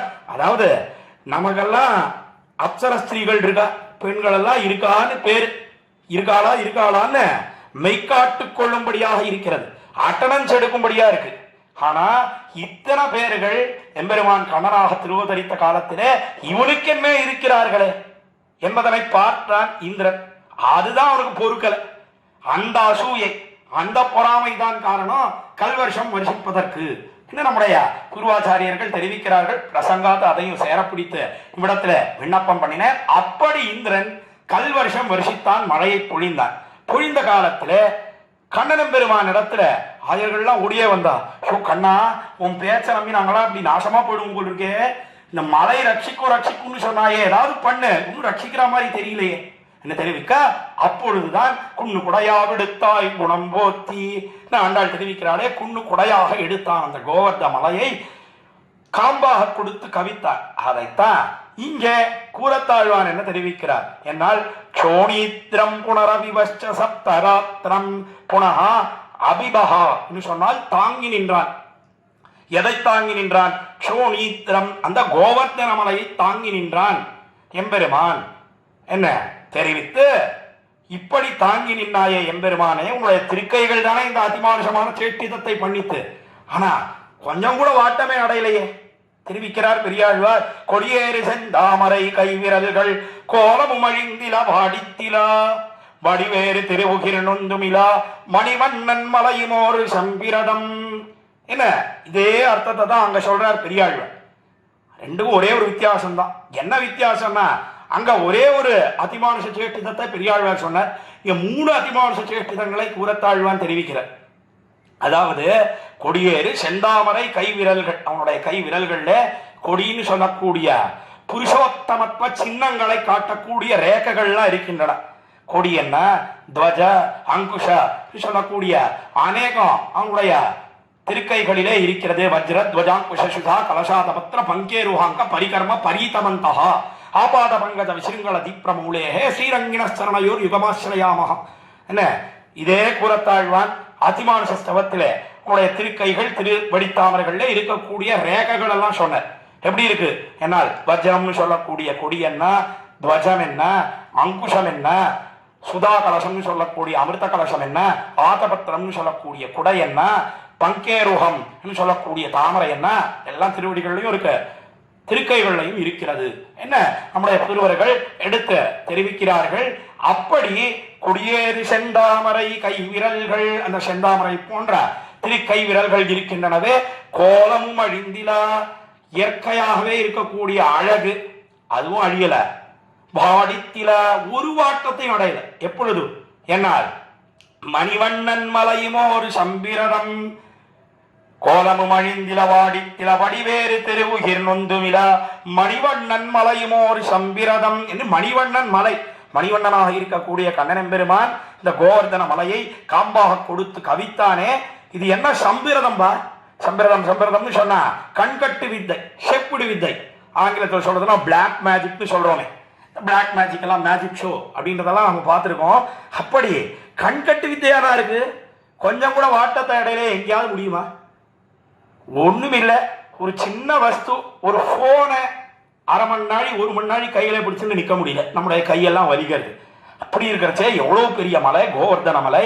அந்த கோவர்தன மலையை எடுத்து 1 நாள் இல்ல 2 நாள் இல்ல 7 நாட்கள் ஏக ரீதியாக காம்பாக கொடுத்து கவித்தானே. அப்படி கண்ணன் பெருமான் பண்ணினானே, இது என்ன செப்புடு வித்தையப்பான்னு பெரியாழ்வார் விடத்துல தெரிவிக்கிறாரே, அதைத்தான் திருவுள்ளத்திலே கொண்டோ சுவாமி கூறத்தாழ்வான் நீங்க என்ன தெரிவித்தார் என்னால் சோனித்ரம் புனரபிபஷ்ச சப்தராத்திரம். இப்படி 2வது அதிமானுஷமான சேஷ்டிதான் எம்பெருமான் கண்ணன் எம்பெருமான் அக்காலத்திலே கோவர்தன மலையை எடுத்து தாங்கி நின்னாயே எம்பெருமானே. அப்பவும் வாட்டத்தை அடையல. அதற்கு மேல சப்தானாம் விவலய சிஸ்ம கண்டமுக்ஷ்ணாம். என்ன சப்தானாம் உக்ஷ்ணா சொன்னா 7 ரிஷபங்கள். 7 ரிஷபங்களை வைத்திருந்தார் அக்காலத்திலே கும்பகோணர். அதனுடைய கண்டத்தை எம்பெருமான் முறித்தார். யாருக்காக? நப்பினை பிராட்டிக்காக அவன் அந்த 7 ரிஷபங்களை அடக்கினான் என்று பார்க்கிறோம். விவலய சிஸ்மா என்று தெரிவித்தார். அதாவது ஒரு ஜாதி இடையனுக்கு தான் நான் என்னுடைய பெண்ணை கல்யாணம் பண்ணி கொடுப்பேன். நப்பினை பிராட்டியினுடைய தகப்பனார் அவனுக்கு கும்பர் என்று பெயர் அவர் வைத்திருந்தார். அதற்கு மேல 7 ரிஷபங்கள், 7 எருதுகள். அந்த 7 எருதுகளை ஏக காலத்திலே எவன் ஒருவன் அடக்குகிறானோ அவன் தான் வீரன். அந்த வீரனுக்குத்தான், அந்த இடையனுக்குத்தான் என்னுடைய பெண்ணை மனம் முடிப்பேன் என்ன தெரிவித்திருந்த ரசமாக அடியனுடைய திருப்பாட்டனார் தாத்தா தெரிவிப்பர். ஒருவேளை இந்த 7 எருதுகளை அடக்கினால்தான் என்னுடைய பெண்ணை அடக்குவதற்கான சாமர்த்தியம் அவனுக்கு இருக்கும் அப்படின்னு நினைச்சுட்டு சொன்னாரோ என்னவோ தெரியல. என்ன ரசமாக தெரிவிப்பர் அடியனுடைய திருப்பாட்டனார் தாத்தா நம்முடைய காலக்ஷேபங்களிலே. அப்படி 7 ரிஷபங்கள் அதை வைத்திருந்தான், 7 எருதுகளை வைத்திருந்தான். அதுல 7 அசுரர்கள் வேற ஆவேசித்தார்கள். கம்சனாலே ஏவப்பட்ட 7 அசுரர்கள் வந்து சேர்ந்து அவர்கள் எல்லாரும் ஆவேசித்தார்கள். அப்பொழுதோ கண்ணபிரான் 7 எருதுகளை அடக்க வேண்டும் என்பதற்காக கோவாயாள் பொருட்டு ஏத்தி நிறுத்தம் இருத்தாய் என்று தெரிவிக்கிறாரே நம்மாழ்வார் தம்முடைய திருவாய்மொழியிலே. அந்த பாசுர பிரகாரம் நேராக வந்து சேர்ந்தான் கோவாயாள் சொல்லக்கூடிய கௌவாய்ப்பணி போன்ற ஆதரத்தோட கூடின நப்பினை பிராட்டி அந்த அழகிலே ஈடுபட்டு அதை நன்னாக பானம் பண்ண வேணும், அமிர்த பானம் பண்ண வேணும் என்கிற காரணத்தினாலே நேரா வந்தான். பலராமரும் கூடவே வந்திருக்க. அண்ணாவாக இருக்கக்கூடிய பலராமன் அவர் முதல்ல 4 அடி முன்னே நடந்து வந்த பார்த்துட்டே இருக்கான். நப்பின பிராட்டி பக்கு பக்குன்னு அவளுக்கு அடிச்சுக்கிறது. ஐயோ இவர் வந்துட்டாரே, இவர் நல்ல பலத்தோட கூடியவர், பிரகிஷ்ட விஞ்ஞான பலை கதாமணியாக இருக்கக்கூடியவர், ஆதிசேஷனுடைய அபராவதாரம். இவர் வந்து அடக்கிட்டாருன்னா காரியமே கட்டுடுமே. ஐயோ காதலிப்பது கண்ணனை கைப்பிடிப்பது அண்ணனையா அப்படின்னு அவனுக்கு நடுங்கி தூக்கி வாரி போட்டது நப்பினை பிராட்டிக்கு. ஐயோ என்ன நடக்க போறதோ தெரியலையே, என்ன அவளுக்கு பக்கு பக்குன்னு அடிச்சுக்கிறது மாறலாம். அப்பொழுதோ 4 அடி முன்னே நடந்து வந்தவர் உடனே திரும்பி போனார். அப்பதான் கொஞ்சம் நிம்மதி ஏற்பட்டது நப்பினை பிராட்டிக்கு. சரியான சந்தர்ப்பம், நீ மேல போய் காரியத்தை பண்ணலாம், போய் பண்ணு என்ன கண்ணபிரானிடத்திலே தெரிவிக்க வந்தா 7 ரிஷபங்களையும் அடக்கினான் அக்காலத்திலே. என்ன நாம் கிருஷ்ணாவதாரத்திலே விருத்தாந்தம் பார்க்கிறோம். அப்பவும் இந்த திருக்கைகளை கொண்டு அடக்கினானே, காரியம் பண்ணினானே, அதிலேயும் எந்த வாட்டம் அடைந்த மாதிரி தெரியல. குரத்தாழ்வான் தெரிவிக்கிறார். அதைத்தான் சப்தானாம் விவலய சிஸ்மகண்டம் கிருஷ்ணாம் அம்லானாவரத ததாபி பானயஸ்தே பானயஹா தே வரதா. தேவப்பெருமாளே உடைய பானயஹான்னு சொன்னா திருக்கைகள், அந்த திருக்கைகள் எந்த ஒரு விதமான வாட்டத்தையும் அடையவில்லையே எம்பெருமானே, என்ன அதிமானுஷமான சேஷ்டிதமப்பான்னு ஈடுபட்டு தெரிவித்து 45வது ஸ்லோகத்தை தலை கட்டுகிறார். ஆக 45வது ஸ்லோகத்திலே 3 அதிமானுஷமான சேஷ்டிதங்கள். அதாவது என்ன 3 நாள் அக்காலத்திலே எம்பெருமான் திருப்பார்கடலை கடைந்தானே அந்த விருத்தாந்தத்தை தெரிவித்து, அதற்கு மேலே அதுல தனி ஒருத்தனாக இருந்து அம்போதே ஸ்வயம் அபிமந்தனம் சகர்த்தா எம்பெருமான் காரியம் பண்ணினான். அப்பொழுதும் திருக்கைகள் வாட்டத்தை அடையவில்லைன்னு சொன்னார். அதற்கு மேலே சோனித்ரம் புனரபிபஷ்ச சப்தராத்திரம் இன்னும் 7 நாட்கள் அந்த கோவர்தன மலையை காம்பாக கொடுத்து கவித்தான். அதுலேயும் எந்த வாட்டத்தையும் அடையவில்லை. வாட்டம் வாட்டம்னு சொன்னா, அதாவது நமக்கெல்லாம் வாட்டத்தை அடையுது, முகம் வாட்டத்தை அடைகிறதுன்னு சொன்னா என்ன சொல்றோம்? நான் அப்படியே எல்லாம் சோர்ந்து போயிருக்கு, எந்த சோர்வும் ஏற்படவில்லை என்ன அர்த்தம்? இந்த பதத்துக்கு அர்த்தம் புரிய வேண்டும் என்பதற்காக தெரிவித்து, அதற்கு மேலே சப்தானாம் விவலைசி ஸ்மகண்ட முக்ஷ்ணாம் என்று 7 ரிஷபங்களை எல்லாம் அடக்கினாயே எம்பெருமானே தேவ பெருமாளே, அப்பொழுதும் உன்னுடைய திருக்கைகள் எந்த விதமான வாட்டத்தையும் அடையவில்லையே என தெரிவித்து தலை கட்டுகிறார். ஆக 41வது ஸ்லோகம் தொடங்கி 45வது ஸ்லோகம் ஈராக நாம் இப்பொழுது அனுபவித்தோம். 40வது ஸ்லோகத்திலே தேவப்பெருமானுடைய திருமுக மண்டலம் அதை பூர்ணமாக பேசி இனியரான, தொடர்ந்து திருமுக மண்டலத்துக்கு கீழே அந்த திருக்கழுத்து, அந்த திருக்கழுத்தை ஒத்து நோக்கி அந்த திருக்கழுத்துக்கு மங்களாசாசனம் பண்ணுகிறார். என்ன நாம் கீழே 41வது ஸ்லோகத்திலே பத்மாயா பிரணயரசாத் சமாச ஜந்தியாகா என்கிற ஸ்லோகத்திலே அனுபவித்தோம். எப்படிப்பட்ட ஒரு நிலைமையை அடைந்ததோ தெரியவில்லையே. பிராட்டி நன்றாக ஆலிங்கனம் பண்ணிக்கொண்டாள், பல இடங்களிலே ஆலிங்கனம் பண்ணிக்கொண்டது உண்டு, நன்றாக தழுவி கொண்டது உண்டு. உதாரணமாக எதைத்தை எடுத்து தெரிவித்தார் காஞ்சி சுவாமி வியாக்கியானத்திலே, என்னால் திருப்பார்கடலை கடைந்த காலத்திலே அவனை நன்றாக ஆலிங்கனம் பண்ணிக்கொண்டாள். அதற்கு மேலே ராமன் தனி ஒரு வீரனாக 14,000 ராட்சசர்களை அழித்தானே, அழித்த காலத்திலே காடாலிங்கனம் பண்ணிக்கொண்டாள். அதெல்லாம் சொல்லல. இங்க கிருஷ்ணாவதாரத்திலே தான் ஆலிங்கனம் வீடு பெற்றிருக்கும். கிருஷ்ணாவதாரத்திலேயும் கூட இந்த இடைப்பெண்கள் எம்மை பத்தி மெய்ப்பினக்கிட்டக்கான்னு சொன்னாலே, அந்த நிலத்திலே பயத்தோட கூடின நிலத்திலே பண்ணின ஆலிங்கனத்தை தெரிவிக்கல. பிரதான மகிழ்ச்சியாக இருக்கக்கூடிய நப்பின பிராட்டியோட ஆலிங்கனம் பண்ணி கொண்டானே, ஏக தத்துவம் என்னலாம்படியான ஆலிங்கனம், அதைத்தான் அந்த அனைத்தலைத்தான் இங்கே தெரிவித்து, அதனாலே என்ன ஏற்பட்டது? ஏன்னா அந்த பிராட்டியினுடைய திருக்கைகள் அது திருக்கழுத்திலே உரச 3 ரேகைகளோட கூடியிருக்கிறது. இயற்கையாகவே ரேகைகள் உண்டு, ஆனாலும் ஒரு காரணத்தை உட்பிரேட்சித்து தெரிவித்து, அதற்கு மேலே பிராட்டிக்கு சந்தோஷம் ஏற்பட, சந்தோஷத்தினாலே பிராட்டியானவள் அவள் என்ன பண்ணினாள்? என்னால் அவள் கௌரவத்தை பண்ண, பகுமானத்தை பண்ண, அதனாலே எம்பெருமானே உன்னுடைய திருக்கண்டம் என்ன பாடுபட்டதோ தெரியவில்லையே 41வது ஸ்லோகத்திலே தெரிவித்து, அதற்கு மேலே 42, 43, 44 ஆகிய 3 ஸ்லோகங்களிலே அந்த தோளினுடைய அழகென்ன, அதனுடைய வலிமை என்ன, தோளும் அந்த திருவிரல்களும் சேர்ந்து இருக்கிறதே அந்த சேர்த்தி அழகென்ன, அதையெல்லாம் அனுபவித்து பேசுகிறார். அவைகள் எப்படி சேவை சாதிக்கின்றன என்னால் சாயாமா தித்த பரிணத்தயோப்தயோவா தாதிருஷ்யஸ்புடமதவா திசஸ்த தஸ்ரஹா சத்வாரஹா என்று 4 திருத்தோள்களோட எம்பெருமான் சேவை சாதிக்கிறான். வரவராக எழுந்தருளி இருக்கிறான். வேண்டினவர்களுக்கு வேண்டியதை கொடுக்கிறான். அலம் புரிந்த நெடுந்தடக்கையாக இருக்கிறது. அலம் அலம்னு சொன்னா போதும் போதும் என்னலாம்படியாக எம்பெருமான் கொடுக்கிறான். அதற்கு மேல எத்தனை பேர் ஒதுங்கினாலும் தோல் நிழலிலே அந்த நிழலே விஞ்சி இருக்கிறது. அதற்கு மேல பரிகத்தை போல உடல் தடியை போல இருக்கிறது. பயங்கெட்டு நாமும் இருக்கலாம். தமால நீலாக என்ன தமால விருட்சத்தை போல இருக்கு. இந்த தமால மரமானது எப்படி தாபத்தை எல்லாம் போக்குகிறதோ, நம்முடைய ஆத்தியாத்மிகம் ஆதி பௌதிகம் ஆதி தெய்வீகம் சொல்லக்கூடிய தாபத்தை எல்லாம் போக்குகிறது. எதை திருஷ்டாந்தமா சொல்லலாம் என்னால் இந்த கடலை திருஷ்டாந்தமாக தெரிவிக்கலாம். சாயாமா திருத்த பரிணத்தயோ அப்தயோவா தாதிருஷ்ய ஸ்புடமதவா திசச்ச தஸ்ரஹா என்ன எப்படி கடலானது நீண்டு பறந்து இருக்கிறதோ அதை போலே சேவை சாதிக்கிறதுன்னு சொன்ன. அதற்கு மேலே அந்த 4 திசைகள் அவைகள் எப்படி பறந்து நீண்டு சேவை சாதிக்கிறதோ அதை போலே நீண்டு சேவை சாதிக்கிறதுன்னு தெரிவித்த. இப்படி எல்லையே இல்லாமல் வளர்ந்திருக்கிறதே அந்த திருத்தோள்கள். என்ன காரணம்? என்ன மிகவும் சந்தோஷத்தை அடைந்திருக்கிறது. அதுதான் காரணம்.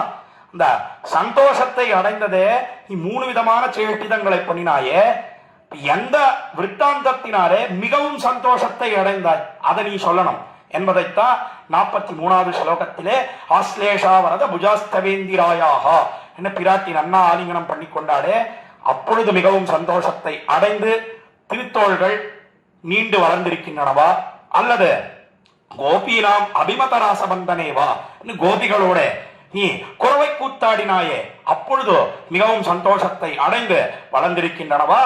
பேருளாள பெருமாளை தெரிவிக்க வேணும். என்று தெரிவித்து மூணாவதாக யசோதயாகோ நவநீத மோச தோஷாத் பந்தேவா, என்ன யசோதையானவள் நீ வெண்ணையை திருடின காலத்திலே கட்டினாலே அதனாலே நீண்டு வளர்ந்திருக்கின்றனவா சொல்லு எம்பெருமானே என்று தெரிவித்து 44வது ஸ்லோகத்திலே அந்த தோளும் அந்த தோல் நுனியில இருக்கக்கூடிய திருவிரல்கள் அதனுடைய சேர்த்தி அழகையும் சொல்லிட்டு 45வது ஸ்லோகத்திலே அந்த திருக்கைகள் 3 விதமான அதிமானுஷமான சேஷ்டிதங்கள், அதாவது திருப்பார்கடலை கடைந்த விற்த்தாந்தம் என்ன, அதற்கு மேலே கோவர்தனோத்தரணம் பண்ணின விற்த்தாந்தம் என்ன, அதற்கு மேலே 7 ரிஷபங்கள் அதையெல்லாம் முறித்த விற்த்தாந்தம் என்ன, இதையெல்லாம் சொல்லி எதனாலேயும் உன்னுடைய திருக்கைகள் வாட்டத்தை அடையவில்லை எம்பெருமானே தெரிவித்து 45வது ஸ்லோகத்தை தலை கட்டுகிற 5 ஸ்லோகங்களையும் இன்றைய தினம் அனுபவிக்கும்படியான ஒரு பாக்கியத்தை பெற்றேன். அந்த பாக்கியத்தை ஏற்படுத்தி கொடுத்த ஸ்ரீமத் வேத மார்க்க பிரதிஷ்டாபனாச்சாரிய உபயவேதாந்த பிரவர்த்தகாச்சாரியராய் பரமஹம்சபை பிராச்சகாச்சாரியராய் எழுந்தருளி இருக்கும் யதுகிரி யதிராஜ நாராயண ராமானுஜ ஜீயர் சுவாமி அவருடைய திருவடித்தாமர்களுக்கு பல்லாண்டு என்று தெரிவித்து குத்தங்குறைகளை சமிக்க பிரார்த்தித்து அமைகிறேன். அடியேன் இளையவல்லி ஸ்ரீநிதி ஸ்ரீராமானுஜதாசன். பற்பமென திகழ் பைங்கழலும் தன் பல்லவமே விரலும், பற்பமென திகழ் பைங்கழலும் தன் பல்லவமே விரலும், பாவனமாகிய பைந்துவராடை பதிந்த மருங்கழகோ, பாவனமாகிய பைந்துவராடை பதிந்த மருங்கழகும், முப்புரி நூலோடு முன்கையில் ஏந்திய முக்கோல் தன்னழகும், எப்பொழுதும் யதிராசன் வடிவழகு என் இதயத்துள்ளதால், இல்லை எனக்கெதிர் இல்லை எனக்கெதிர் இல்லை எனக்கெதிரே, இல்லை எனக்கெதிர் இல்லை எனக்கெதிர் இல்லை எனக்கெதிரே, இல்லை எனக்கெதிரே இல்லை எனக்கெதிரே இல்லை எனக்கெதிரே.